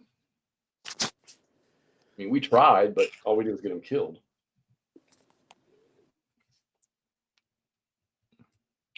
What happens if this cavalry runs up against that cavalry? Then they can choose to fight them because they're only a 1 versus a half. Yeah, because I Cavalry retreat can only be from infantry, right? You're not going to run away from other horses. We've never had a cavalry on cavalry battle. We might here.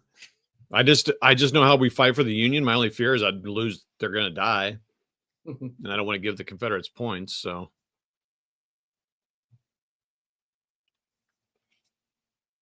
Patrick's sitting on. He's been watching us all along, and he heard me plea for him to come on. He's in the background going, hey, not a chance. No thanks, Goobers.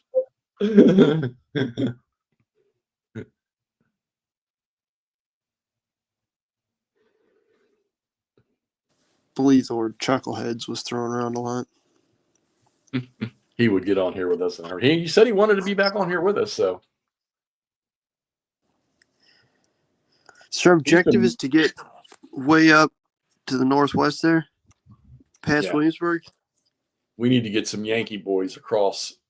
We need to get 4 undemoralized Yankee troops across. There's a blue line up there to the northwest. But it'd be nice if we could slap those supply wagons around too.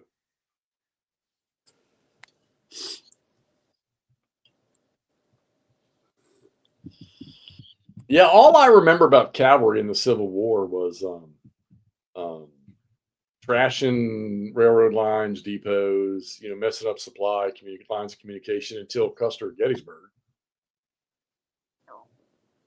Ugh.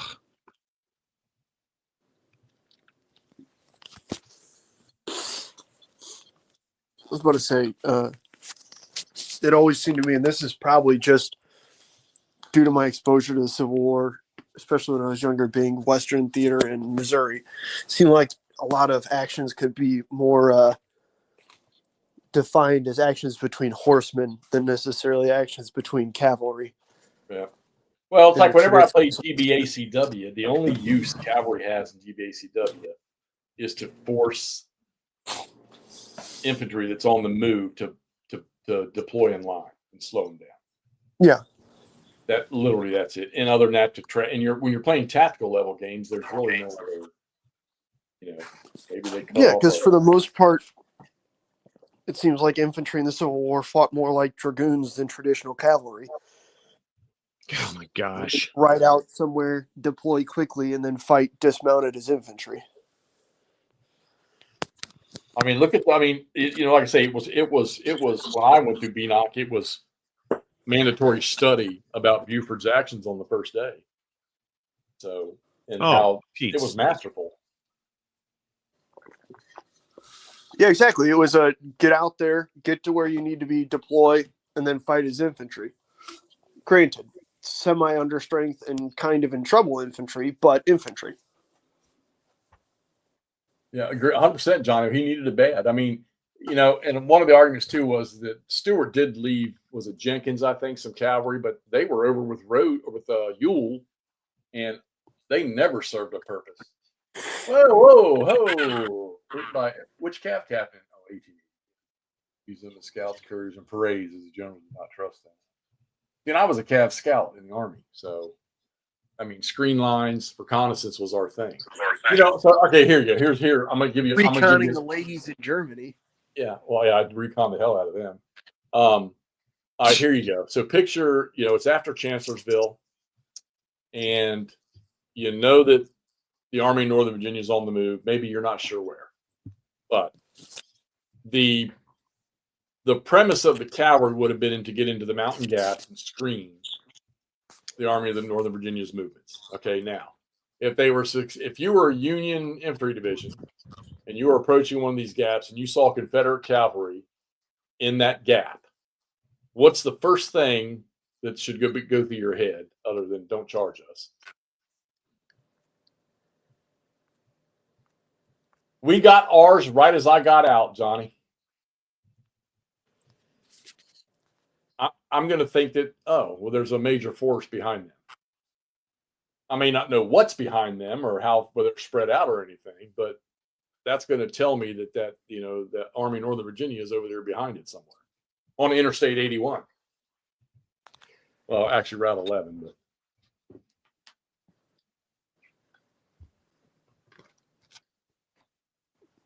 but John Madison, thanks for joining us.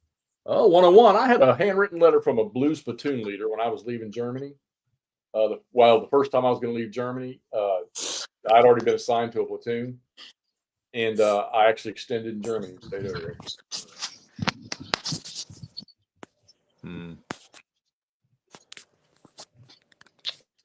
Never did go to Campbell.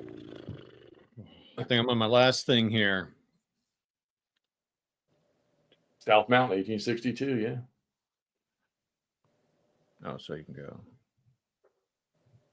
And you know what? We're going to chalk South Mountain up to, we'll call that one a McClellan proper victory. How's that sound? All right, Jeff, I think we're done here. I think we're done with this turn. I'm not going to do anything else with anybody. And this guy should have fatigued one more. Yeah, because we probably need to recover, right? All right, so I think that's everything we want to do. So here's where we stand right now.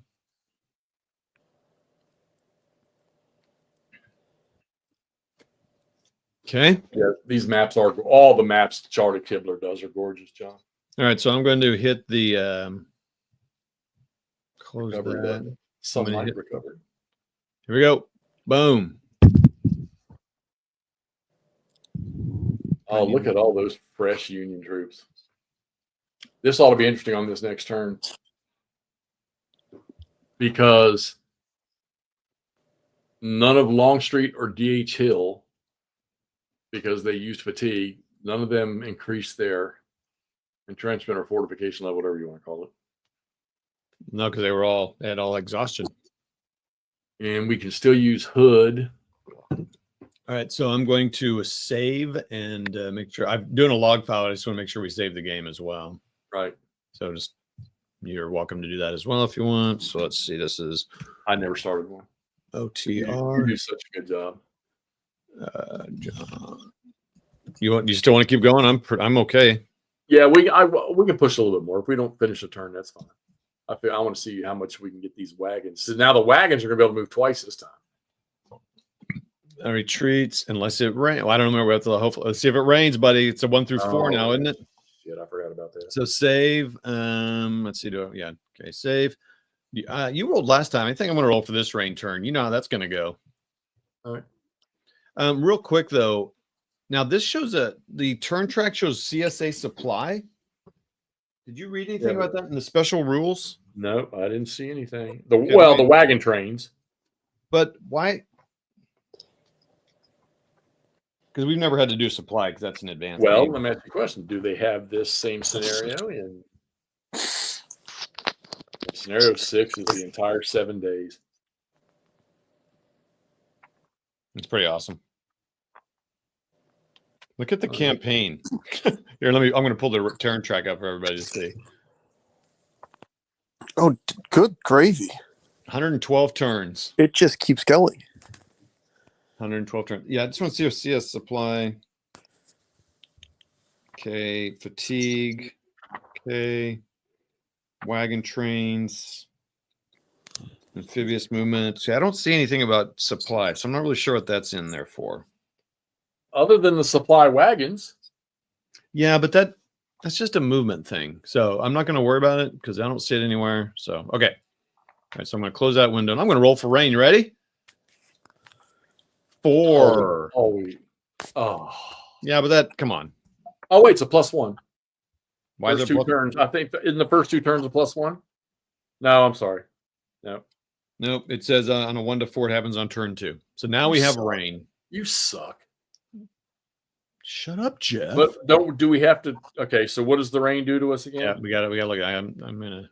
First thing I'm gonna do is go to the turn track and see if this. Odd.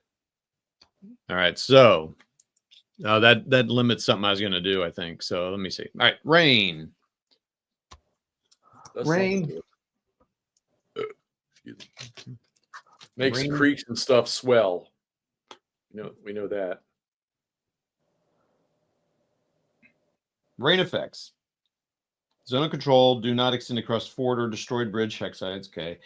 Now do not extend across creek hexsides, untraversed by roads, pikes, road, or trails, unless at least 1 or 2 of the hexes joined by that creek hexside is a city hex. Attacker subtracts 1 from all combat and die rolls. Movement. If unit enters a hex across a road or railroad hex side in a rain turn, it expends 2 movement points instead of 1. So this is slowing everybody down. So road is now 2 movement points? Yep.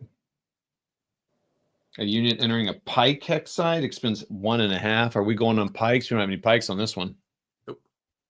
Oh boy. So that's slowing down the wagons. Oh, but then this will be it for them then. Rain turns. So basically creeks. Let's see. In rain turns, units may cross minor and major rivers only at bridge.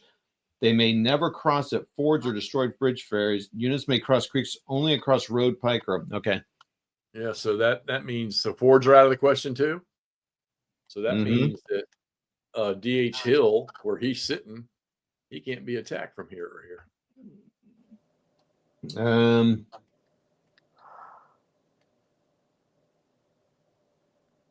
Yeah, they have rain. What the rain cost is on the. Yeah, so basically, wow. Basically, to me, what's going to happen is the Unions just kind of move up and then attack in turn 3. Right? No, they'll be able to execute one move. Oh yeah, because they're so far back. Well, they might be able to attack Wilcox and Stewart in that. Not Stewart, but well, they're not going to attack DH Hill. But it doesn't. No, look to but me like. Yeah, it's going to have to be right towards Williamsburg. Yep. Okay, so that's the rain turn, and I'll roll the first initiative, and then you'll let you go since I did all that moving. So it kind of destroys what I was going to do. I still might. Well, do it all I'm later. going to do is move the wagon trains if the Confederates get to tie. My Confederates. So let's get. Which one are you doing? Fatigue it and roll your 1 die. Okay, you can move 1 hex. Boom. Do they have the minimum 2 thing or no? Confederates. Yeah, everybody can. You always have 1. So this is, but then they're going to have a full-on run the rest of the game. Man, they're going to get those things in there, dude. I think. Ooh. Oh, by a road. Okay, so he's good. That's it. Right, initiative. Still the Rebs. Now go ahead. I mean, I think it's no doubt. I mean, to me, you just move the wagons. Yeah. Yeah, I'll just keep. Yeah, see how far back we can get them. 4. Oh, so 2 hexes. Yeah, that's good. Now he's done. Oh, same thing. Andrew's asleep. Okay, I muted him. We'll keep him on. Confederates. You want to? Do we want to listen to him snoring and breathing? It's kind of funny. All right. All right. What'd you do? Let's see. Let's go ahead and move. So the wagons are done for the turn. Yeah. They didn't quite make it up to Slater's store to get some din. Pick up a little wad of tobacco and a meal. Let's see. I don't want to leave them unoccupied or unprotected. So let's go DR Jones. It's something to do with the oh, go ahead. DR Jones is a 1d6 plus 1. 5, 6. Very nice roll. You have 2, 4.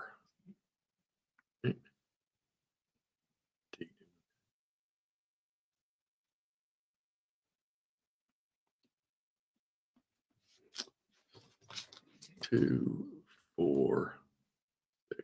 Oops. Here. 2, 4, 6. And he's still in command. All right. Initiative. Yankees. Go ahead. Right. I moved like I don't know 20 turns in a row with him. Yeah, you moved all that stuff forward. So, all right. Let's see if we can get. I guess can you do me? Can I operate keys for a couple turns? Yeah, go for it. Well, go ahead. Do it with the cavalry in the way, or do we want to get the cavalry out of the way first? I don't think it matters. They're only 1, so. Okay. All right. So yeah, if that's cool. If I take keys for a second. Yep. Go ahead. Go for it. All right. Keys is going to activate. So Rolls a 1d6, 2 is a Oh. minimum. So this rain sucks, dude. Yeah, you're not going nowhere. I'm gonna grab some out of the kitchen. So basically, everyone's going to move one minimum hex. Hey Jeff, do you know if can you move one minimum hex into a group of guys?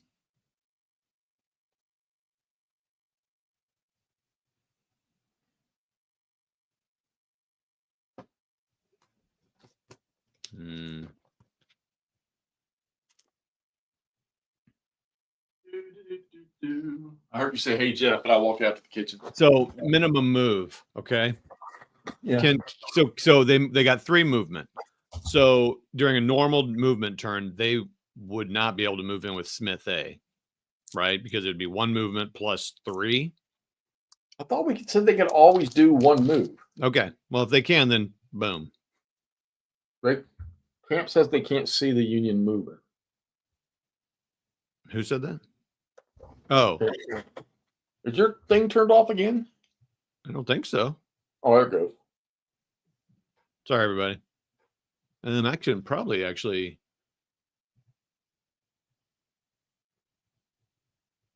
Because we're not going to be moving much different around here. Does that work better? Is that better? A little bit? Okay. So then let's see. So keys. Oh, shoot. Did we need to do any leader? We do not ever do this. Leader transfers or anything? We did forget that. Well, the Confederates didn't need to. Okay. How about did we need to move McClellan or anybody? I don't Unless think we wanted to put Johnston. No, because the Confederates are on the defense here. Yeah, I think we're okay. This is something we need to be a little bit more deliberate about. Well, McClellan is with Heinzelman. Okay. Confederates are up. All right. Move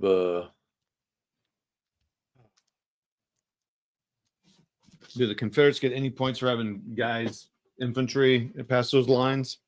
I don't think Johnston's gonna. Yep, they do.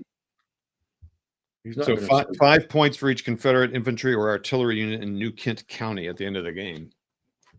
We're in James County now. Yeah, I mean they got a ways to go. Maybe we should be getting Johnston's team up there. That's what I'm doing. I'm going to activate Smith. But it's your turn. You can do whatever you want. Oh, good job. 6+1. You activated Johnston.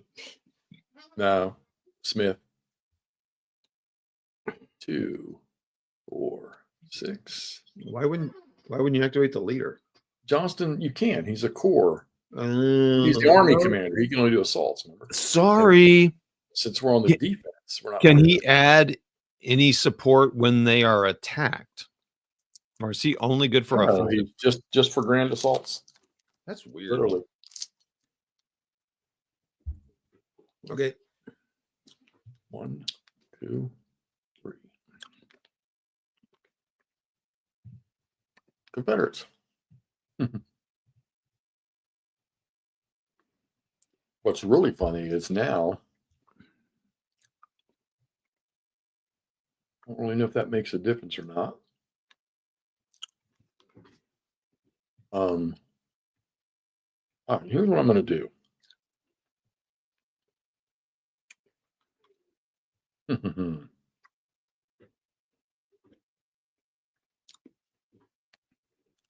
going to activate Stewart.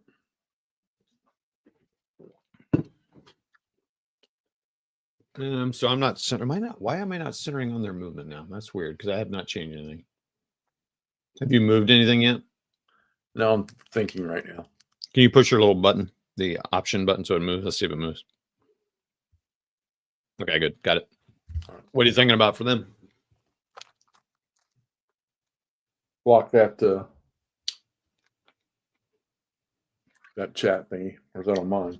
So have I trapped 3rd Virginia down there now, like a doofus?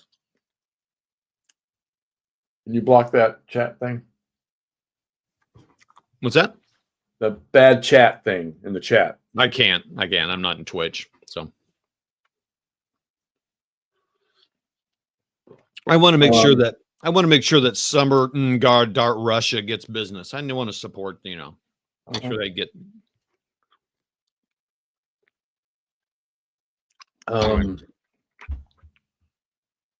I'm just thinking about getting Stewart out of the way, but into a proper location. Because it's raining, they're not going to go far. So. But I have trapped the 3rd Virginia, haven't I? Yeah, because they can't move across the creek in the rain. And they can't move north. And we can't get nothing down there to help them. Although no, that would be stupid. No, maybe it wouldn't. There's no zone of control from the 8th Illinois, but unfortunately the 5-6 US has got him in a zone of control. Yeah. Yeah, he can't go anywhere. Who put him down there, Jeff? Why'd you do that?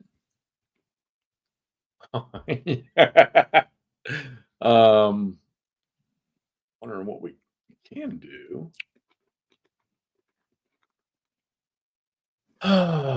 Just trying to think the best use for Stewart right now. We're going to need him. We're going to need him to recover. We kind of need the Union to get up there and attack one time before they start getting those Abattis in there and stuff. Yeah, I want to get. All right, I'm going to activate Stewart. At least get the 2 that are there out of the way. Let's see, Stewart. 6, 7, 8.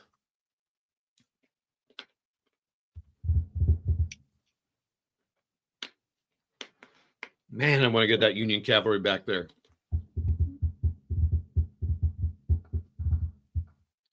Go right here. No. 1. Boy, this is tough. 1. That would be a restricted zone of control up there. Actually, you know what? Yeah, okay, I got 1, 2. Put him there. Right? Damn it, Jeff.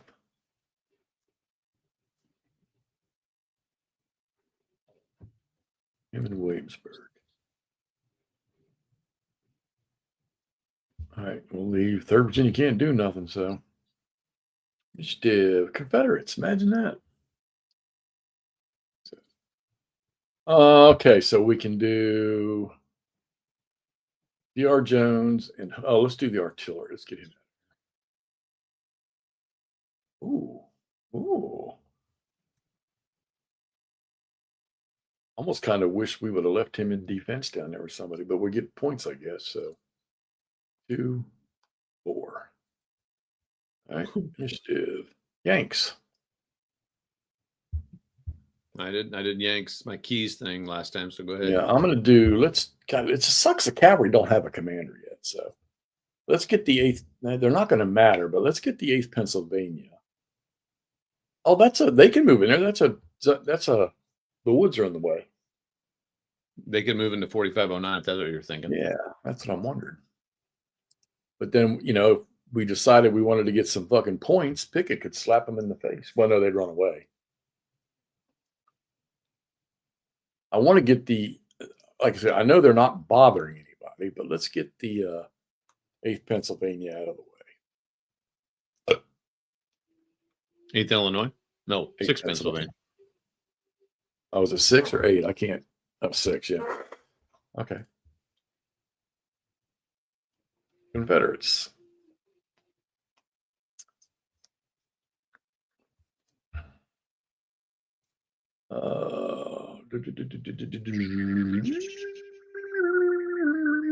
Yeah, we need for the Yanks to be able to make an attack on this turn before them boys get into their positions. Yeah, for sure, man. We'll do Smith again. All right. There's 5 + 1, 6. Damn, 2 times in a row. Look at you. You've been rolling really great for movement. Yeah. 1, 2, 3. Hold on. What'd I do? 2. It's still only 2 per road in Hex. Yeah, but he had 6. Oh, sorry. I saw the 5. Okay.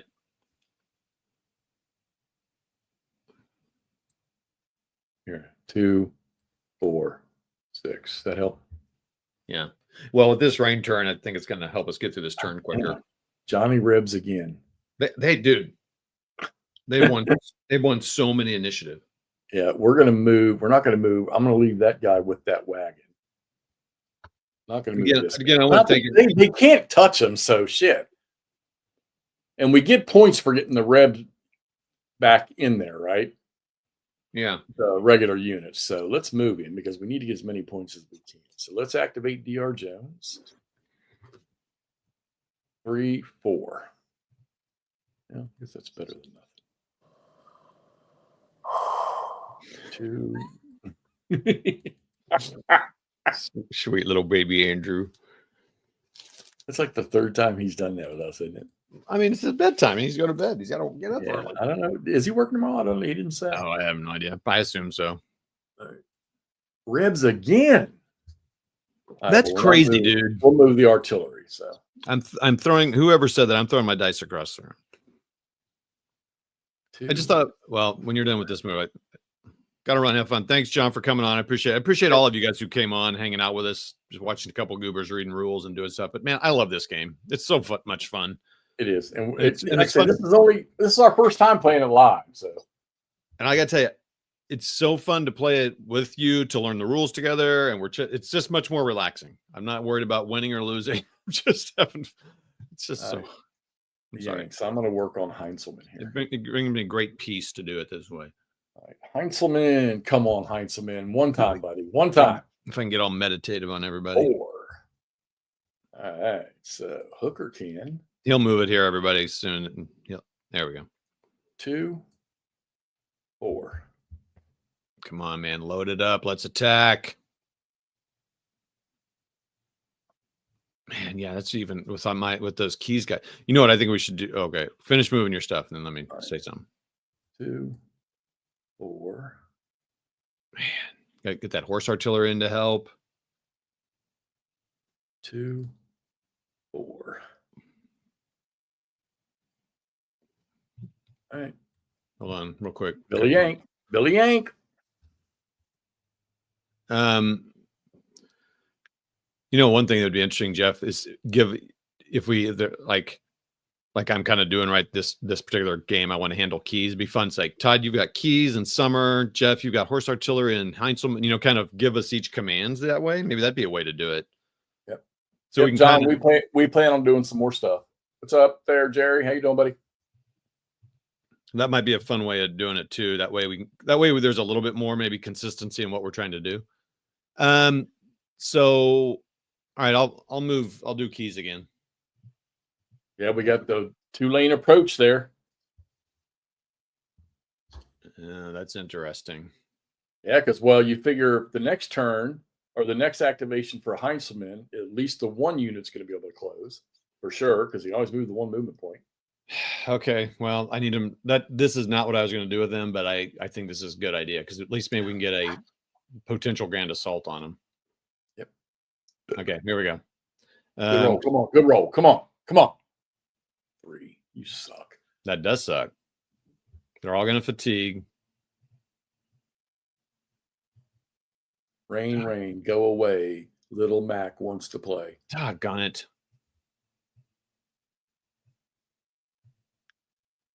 Shoot.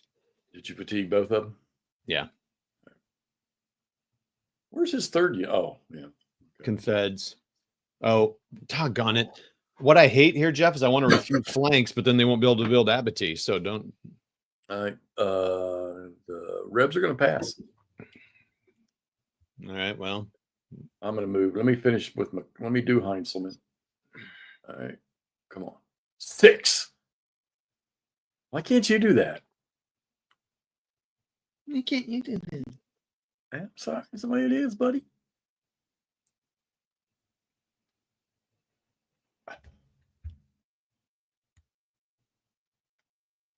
Move that horse artillery in there with you. I can't. Well, when it's next turn. Yeah. Oh, yeah, for sure. Yeah. So he got 6, and it costs 4 to move in there. What's going to cost? Are you talking about Kearney? Yep. Yeah, it's going to cost 2. And now he's done. No. He got 6 movement points, dude. Oh. That's what I'm asking you. What's it cost to move into that hex with? Calm down, bro. How much is in there? Plus 11. So it's plus. And what kind of hex is it? Road. It's woods, though. So it's plus 4. So it would be 6 altogether. Yep. So he can't do it. Yeah, that's right. You can't. That bites wieners. I mean, I assume. Let me look here. I mean, it says all it says is woods. Roads have nothing to do with it. Okay. Which I think that's pretty cool because roads going through woods. Well, and you're not going to have 40,000 troops all lined up on a road in a 1 mile hex. I don't think we're going to attack off this turn. Yeah, we got 2 in there. All right, next we can get an assault. Initiative. Confederates. I mean Yanks. Oh. Well, I mean, Keys is already, you're going to screw Keys over if you move him again. Yeah, I don't think they need to move. That other guy's already. But he'll be at fatigue level 3. He can participate in a grand assault. He's just going to be exhausted afterwards. God, a grand assault. And see, as the Confederates, we could simply say, oh, we're not staying. On the next turn, move out. Because we'll have already burned 2, and we still got more defensive lines. Well, not terrain, not fortification wise, but we got creeks. The roads do. I mean, the map gets a little wider, but it's all forest. But it all leads back to the same place. Yeah, they do kind of, man. Oh, dude, we haven't tried to transport. Oh, we did. Yeah, well, we can do that as an activation. Can we? You do it as an activation. Can you do it during rain turns? I don't see anything different. Okay. With water, you got boats.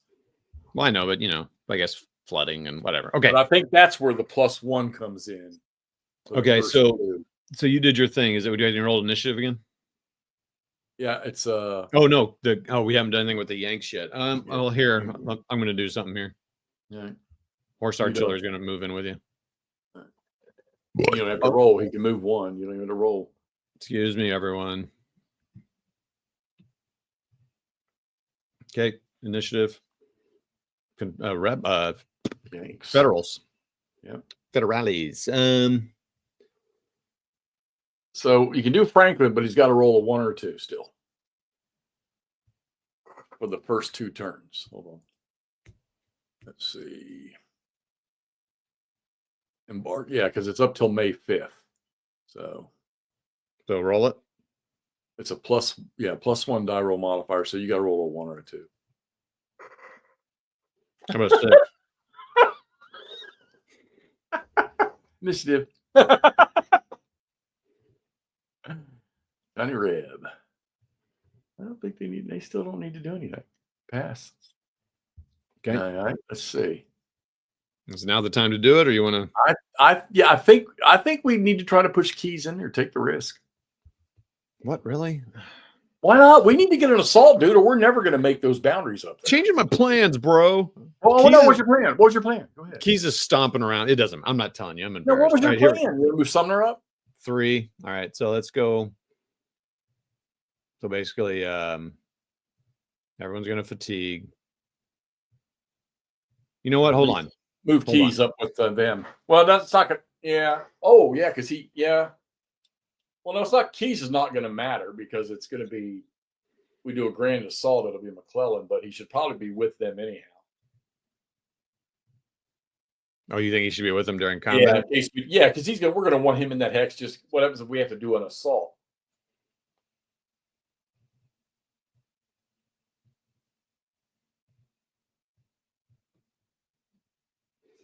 And then, what's his name can move 1 hex. Okay. Initiative. Rebels. Pass. And they're going to pass. So, okay. All right, Federals. Getting out my let's- whiteboard. Let's get Sumner up first. So 4. Where's my whiteboard? Oh crap! Really? Where is my whiteboard? That's weird. Have we even done an attack tonight? Nope. Just cavalry retreats. Oh man, I need to stand. We should have, Jeff. We should have stood up, stretched our legs. Oh, I should have moved that artillery first. God darn it! Oh, you didn't learn the lesson. I made a note. Fucking boo boo. Well, say That's happened a bunch of times during the Civil War where somebody got in the way of another force that needed to move. Initiative. Yanks in. Let me get Sumner out of the way. Sorry. On a roll Sorry, two. everybody. Got to stretch my legs. Let's get Sumner here, and then we'll move his other force up with him. Oops.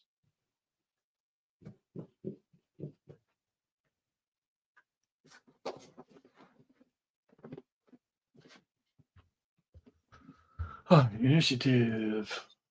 Confederates, they're going to pass. Let's get the artillery up. 4. Good job.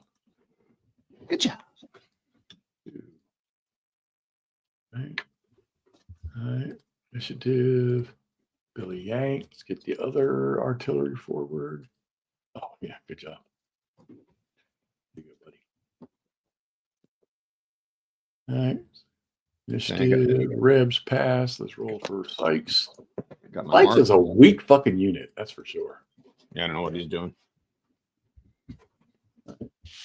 And okay, so initiative, Rebs, they're going to pass. And What's up, we're gonna Warmutt? do- Huh? I said, "What's up, Mormont?" Oh, Brian.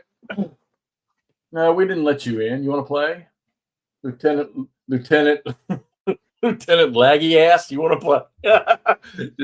Join Colonel Wishy Washy and Major Clueless with Lieutenant Laggy Ass. Come on, or Captain Chihuahua. Which one do you want to be?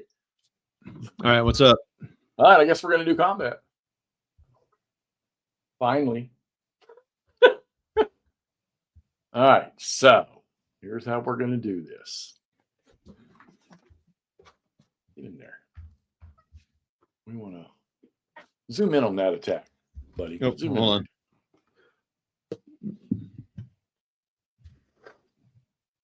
on. How's that? Is that good? I didn't see it. I forget. Oh yeah, I'm sorry. I forget you can't sit. Yeah, but I got the map up. Okay, all right. Yeah. All right, anyhow. All right, So we're going to attempt an assault since we don't have to burn any points with Heinzelman. All right. So Heinzelman is command values of 4. All right. We're going to roll for that. He rolls a 4. Are there any minuses? Where's the chart? That's right here in front of me. Oh, epic failure. Epic failure. Okay. All right, assault, blah, blah, blah. So Thanks, John. Appreciate it. He was going to take his 2 boys that were in there. He's only Elon, thanks. It looks like. Who are you talking to? The commenters. I don't see any. I don't know. I got some. Oh, you're talking about John here left, yeah. All right. Player selects 1 or more artillery units occupying the same hex as the active leader to participate in assault, even though the artillery units do not belong to the leader's command. An artillery unit may never be the only unit in the assault. I did not know that. All right. So next he selects 1 or more units after the leader's hex belonging to the same command as that leader. Each unit selected to participate in the action must be at fatigue level 3 or less. Okay. So he chose his 2 boys. Fatigue them. I wish you could fatigue them on the pop outside, Yeah, no, that'd be nice. So what'd you do here? Did you activate? So Heinzelman rolled a 4. All right, so he's only able to activate 1 unit. But don't you still say I want to activate Porter and Hooker? Yeah, that's why I fatigue both of them. Okay. -2, the active leader. So Porter's going in. Okay. Where was I? So we got Portia. Now we're going to attempt to do grand assault. Come on, McClellan. Right. Come on, buddy. Come on, buddy. What do you need to? Oh my God! 6, and the grand assault is terminated, and the attack goes in with just Porter. All right. Well, so let's get some points to the. All right. We are so bad at that. All right, here we go. Odds determination. Now I'm really mad I moved keys up. Doggone it. Stupido. My big plan. He can still do an assault if necessary. Oh, he can still do it because McClellan's adjacent to him. We can still do a grand assault. We can still try it again. with keys as the activating. Okay.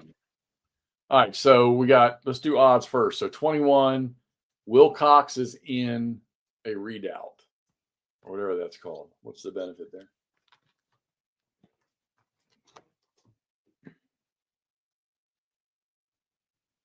I forgot readout is not in the terrain. Oh, other terrain, let's see. Yeah, it is in terrain. Yeah, but on my chart it doesn't show any benefit. Yep. I need to pull it You up. found it in the book, I think. In my little special book. 1.5. Combat and artillery values are 1.5. All right, so he's a 14 plus 7. He's a 21. 21. Guess what? 21 to 21. And his artillery is going to be 1.5. Well, we got to do the combat ratio first. I know. All right, so 1 to 1 is nothing. Okay. So, all right, you writing it down? Yep. 0.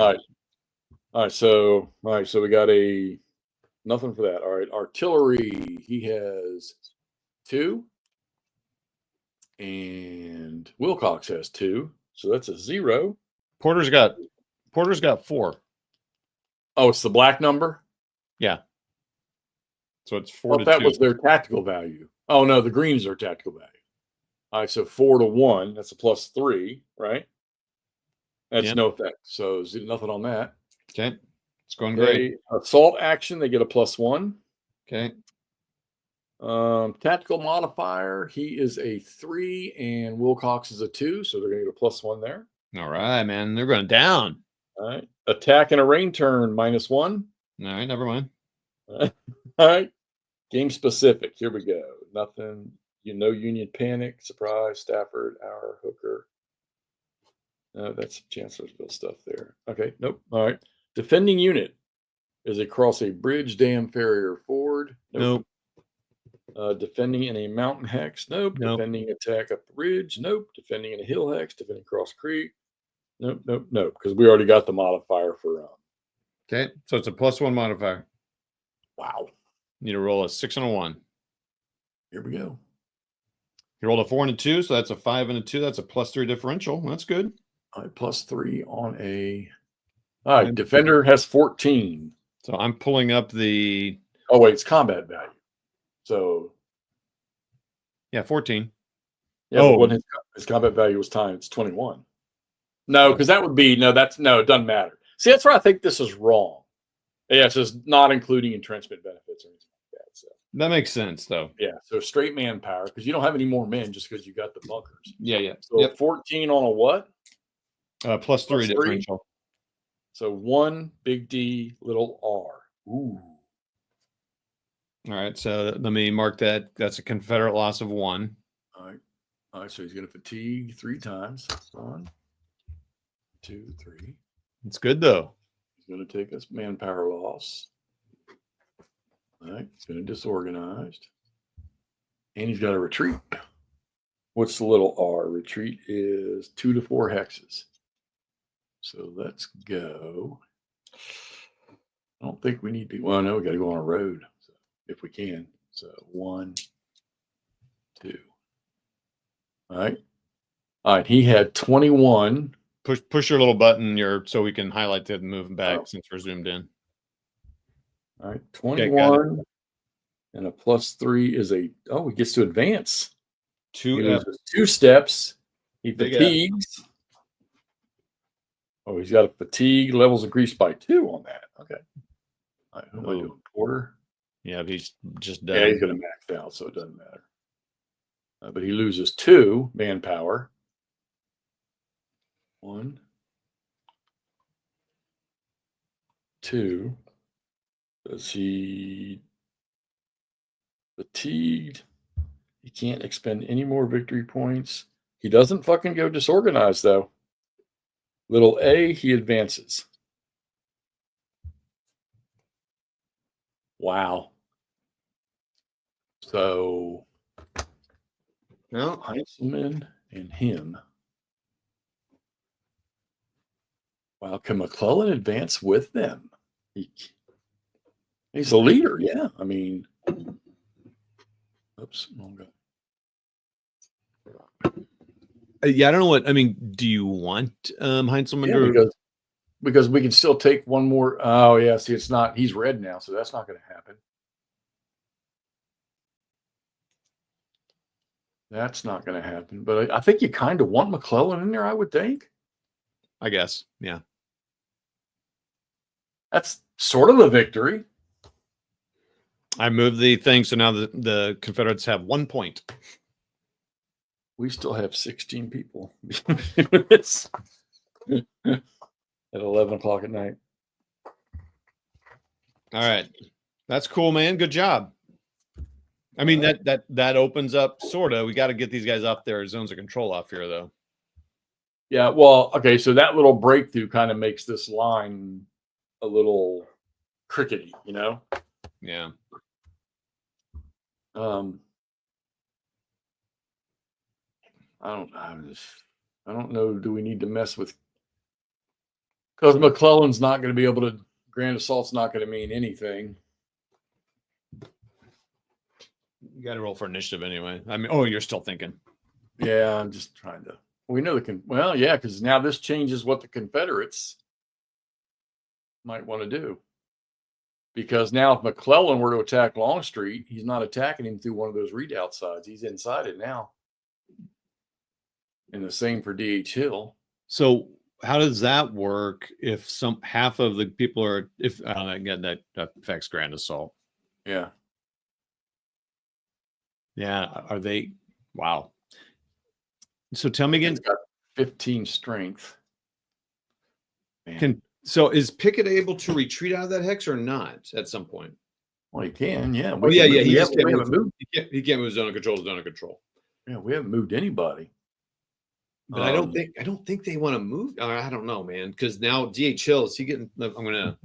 Well, we know that McClellan can't. That stack in Fort Magruder can't do anything. So they're done for the turn. Well, anyway, roll initiative, see what happens. Yeah. So the Rebs. Now we could start. I don't know, man. We've already driven Wilcox out. The rain's going to go away on this next turn. Trying to look here. You want to maybe just get to there? Oh, sorry. I need to zoom out. Oh, yeah. Zoom out a little bit. Yeah. So we got to go from here to here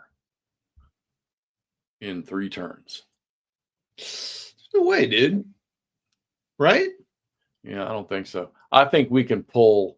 Yeah, I think we can use, so it's Rebs. Okay, so let's go ahead and, all right, let's get D.H. Hill out. They get 1D. Yeah, I just don't see how that's possible, man. 1D6 plus 1. All right. I guess, I mean, you don't know, but just knowing how combat's going this, they're not going to. Right, yeah, no. And it's going to be really hard for them to get flanking on these guys. I don't know. Maybe flanking will be. Yeah. So you moved Rains back.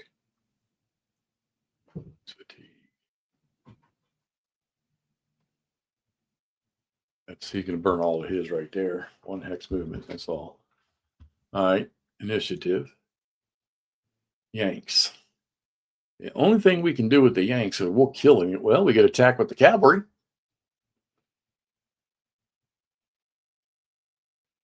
Well, let's do this first. Let's do not going to move Sumner because he'll fully recover. Let's move at least move that artillery up 1 more. He doesn't really have to roll to move. Oh, he has 6. So it doesn't matter. He's only going to move. All right, let's get Sykes going. Oh, initiative. Union again. Let's move Sykes up. 3. I'm going to move 1. Get this artillery. Oh, initiative. Again. Wow. 5. So 2. I should have moved the artillery first again, damn it. Oh, Jeff. I'm so bad about that. All right. So I think, okay, so initiative Confederate. So I think we can start moving. Wilcox is already blown out. Longstreet can do nothing where he's sitting. But if they get the initiative next turn, McClellan could cut Longstreet off. So let's activate Longstreet. He's only going to move 1 hex, so it doesn't matter. I hate doing it, but back here with Stewart. Sorry, 3rd Virginia. Initiative, Confederates again. I think we're, well, no, we can start moving D.H. Hill and Rains a little farther back. Because it'd be nice to get a lot of points. What's the point again for getting? I'll look at it. +5. Damn, they got to get 46 points. 46. Oh, that's true. 40. We got to start moving. So, damn, Rain's fucking everything up. All right, D.H. Hill, 7. Nice. All right, so It's like 2. these roads. Oh, God, these roads are terrible. 4, 6. Yeah, and then dude, 2, 4, 6. does DH Hill just have 2 units, Rains and Early? All of the except for DR Jones, yeah, they all have two divisions in their corps or brigades. These are only divisions; they didn't have corps at that time. Poor fucking 3rd Virginia Cavalry. He's gonna get sacrificed. Yeah. We've never done a cavalry on cavalry battle. Oh, we can't. We can't do assault. Only 1 unit could attack. It would be a 2-to-1 attack, even if he could do it. Yeah. And he's attacking across the. Yeah, they're not gonna. I don't think they should attack. But what we can do is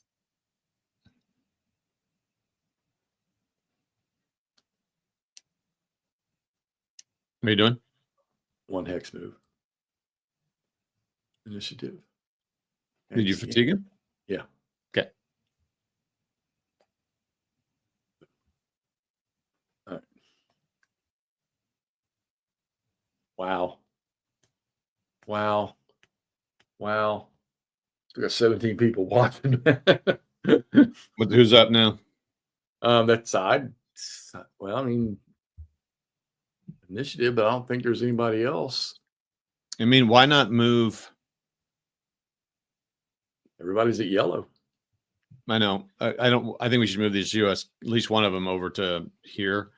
And that way, when the next turn and these creeks are zones of control there, he won't be able to go anywhere.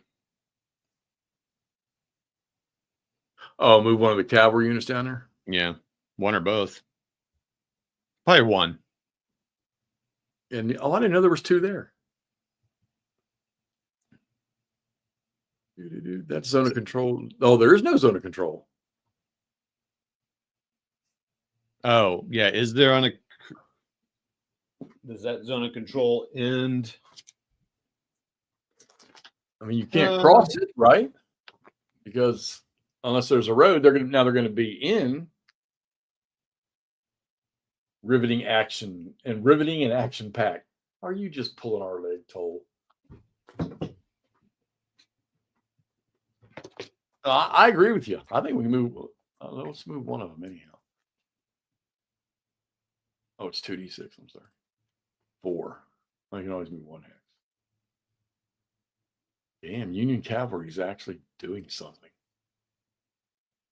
I'm with you. Yeah, he's surrounded. Not like he's going to attack nobody with half strength point. Plus, I think he's going to suffer something on the recovery. Why? I could be wrong, but we'll find out here in a second. I don't think the game will know that he's surrounded. That's what you're talking about. Oh. I'm glad to read it. All right. I don't think there's anything else to do. I would move that. I would probably move that horse artillery at least 1 more hex up with McClellan. He's already yellow, though. Yeah, I'll do it. He's already yellow. This guy's not yellow. Oh. Underneath Hooker, there's one? Oh, I didn't see him. Go for it.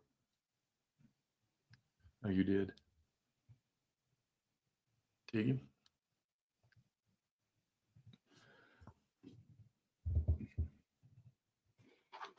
All right. I think we're done. It is. Oh, you know what? No. So now you're gonna fatigue in a rain turn because it's still raining. Oh yeah, that's right. Let's see what. Well, we got it. Doesn't matter. We got to do it. So. Yeah. Go ahead. Lesson learned. Would you believe just packed? I knew you were just pulling our leg. Hey, Christopher. Did you do it? Oh no, I didn't. Okay, here I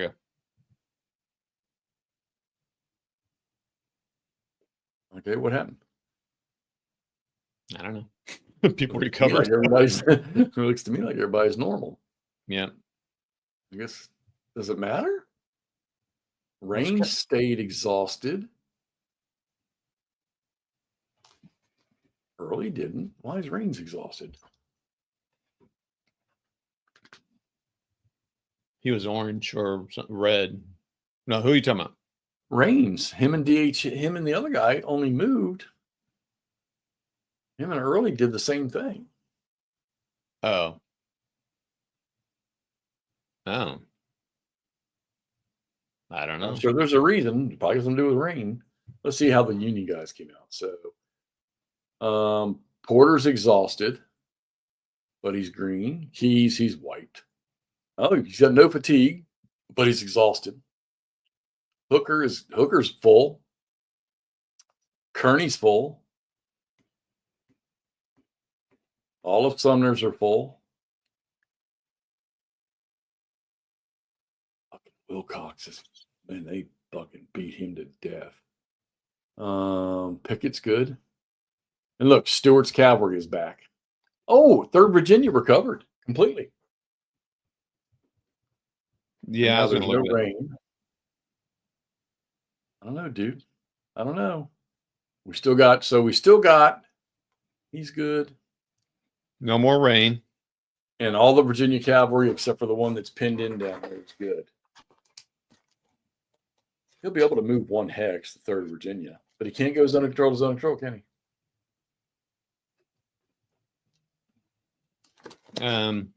No. Yeah, we're fixing to call it anyhow, Camp. Appreciate you hanging on here so long with us, brother. Good stuff you did with Tony and Ruff the other day. I haven't had a chance to watch your, what is that, Rubber Duckies game that you finished up, but I'll have to get a chance to it. Your Dreadnought game. All right, so let me hit save. So are we done for the night? Yeah, let's save it here. That's probably a good place to do it. Okay, so anyway, everybody, thanks for coming on. I don't think I'll have to get my phone out. I think Jeff and I have another date scheduled, but I need to get my phone so I can do it. So I can't talk about it now because I don't know. Thanks everybody so much for coming on. Next time we do this will be on Jeff's channel. I think we'll just switch back and forth. What do you think, Jeff? Yeah, we'll just jump back and forth. I don't know. It's fun. It's very interesting. There's a lot just kind of moving here, not a lot of battling and stuff. So I like how it tests our wits, though. This is, for those of y'all that don't know, I mean, look, we said it before in the last one that, you've got Patrick and Roger playing head to head and flipping. You got Tabletop, which is fixing to start a big Master Grand campaign of all the games. So we thought, how do we do different? We play co-op and learning the rules But I think it's kind of fun. I mean, you get to feel, granted, not like we're going to reach through the screen and choke the shit out of each other yet, but you can feel the tension because when one of us thinks one thing and the other thinks something else, and we do our best to say, nope, you're doing it. It's on you. So Jeff, what I was going to do, and I'll just tell everybody, is what I was going to do with Keys. I was going to move him. It was going to be a little bit slow, but once it happened, it would happen. They were going to move now this is before they were here. They were going to move here. Right. And on the non-rain turn, they were just going to go, everyone's just going to go bloop. And then they have this road and then they could just start going blam, blam, blam. Right. And then, we got rained on. Then we got rained on and we wanted to bring them up to support this fight, which is fine. Right.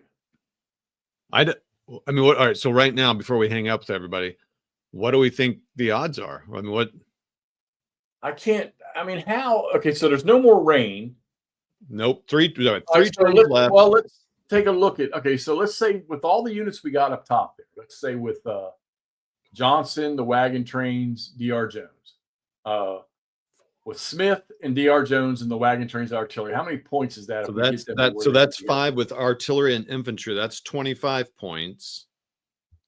And then the wagon trains, that'd be 35 points. So we still are 11 points short. All right, so now let's throw DH Hill into it. That'd be another 10. And that gives us what? Is that enough? That'd be 45. But and that's counting what we've already lost? Oh no, that'd be it. 45. If no one else dies on either side, it'd be 46. They'd win it. So in reality, we need to get. All right, what about the cavalry? What if we pull it? Well, shit. What if we pull Longstreet and Wilcox back and just hope our cavalry can do enough? I'm gonna tell you right now, those wagons need. It's a good thing the Union cavalry hasn't broken out. Not that I think they could get to them as long as we keep screening in front of them. Yeah, I know. Yeah, this is great. I mean, well, okay, let's look at the wagons though, because what do you roll? Let's say an average of 3, maybe. Yeah.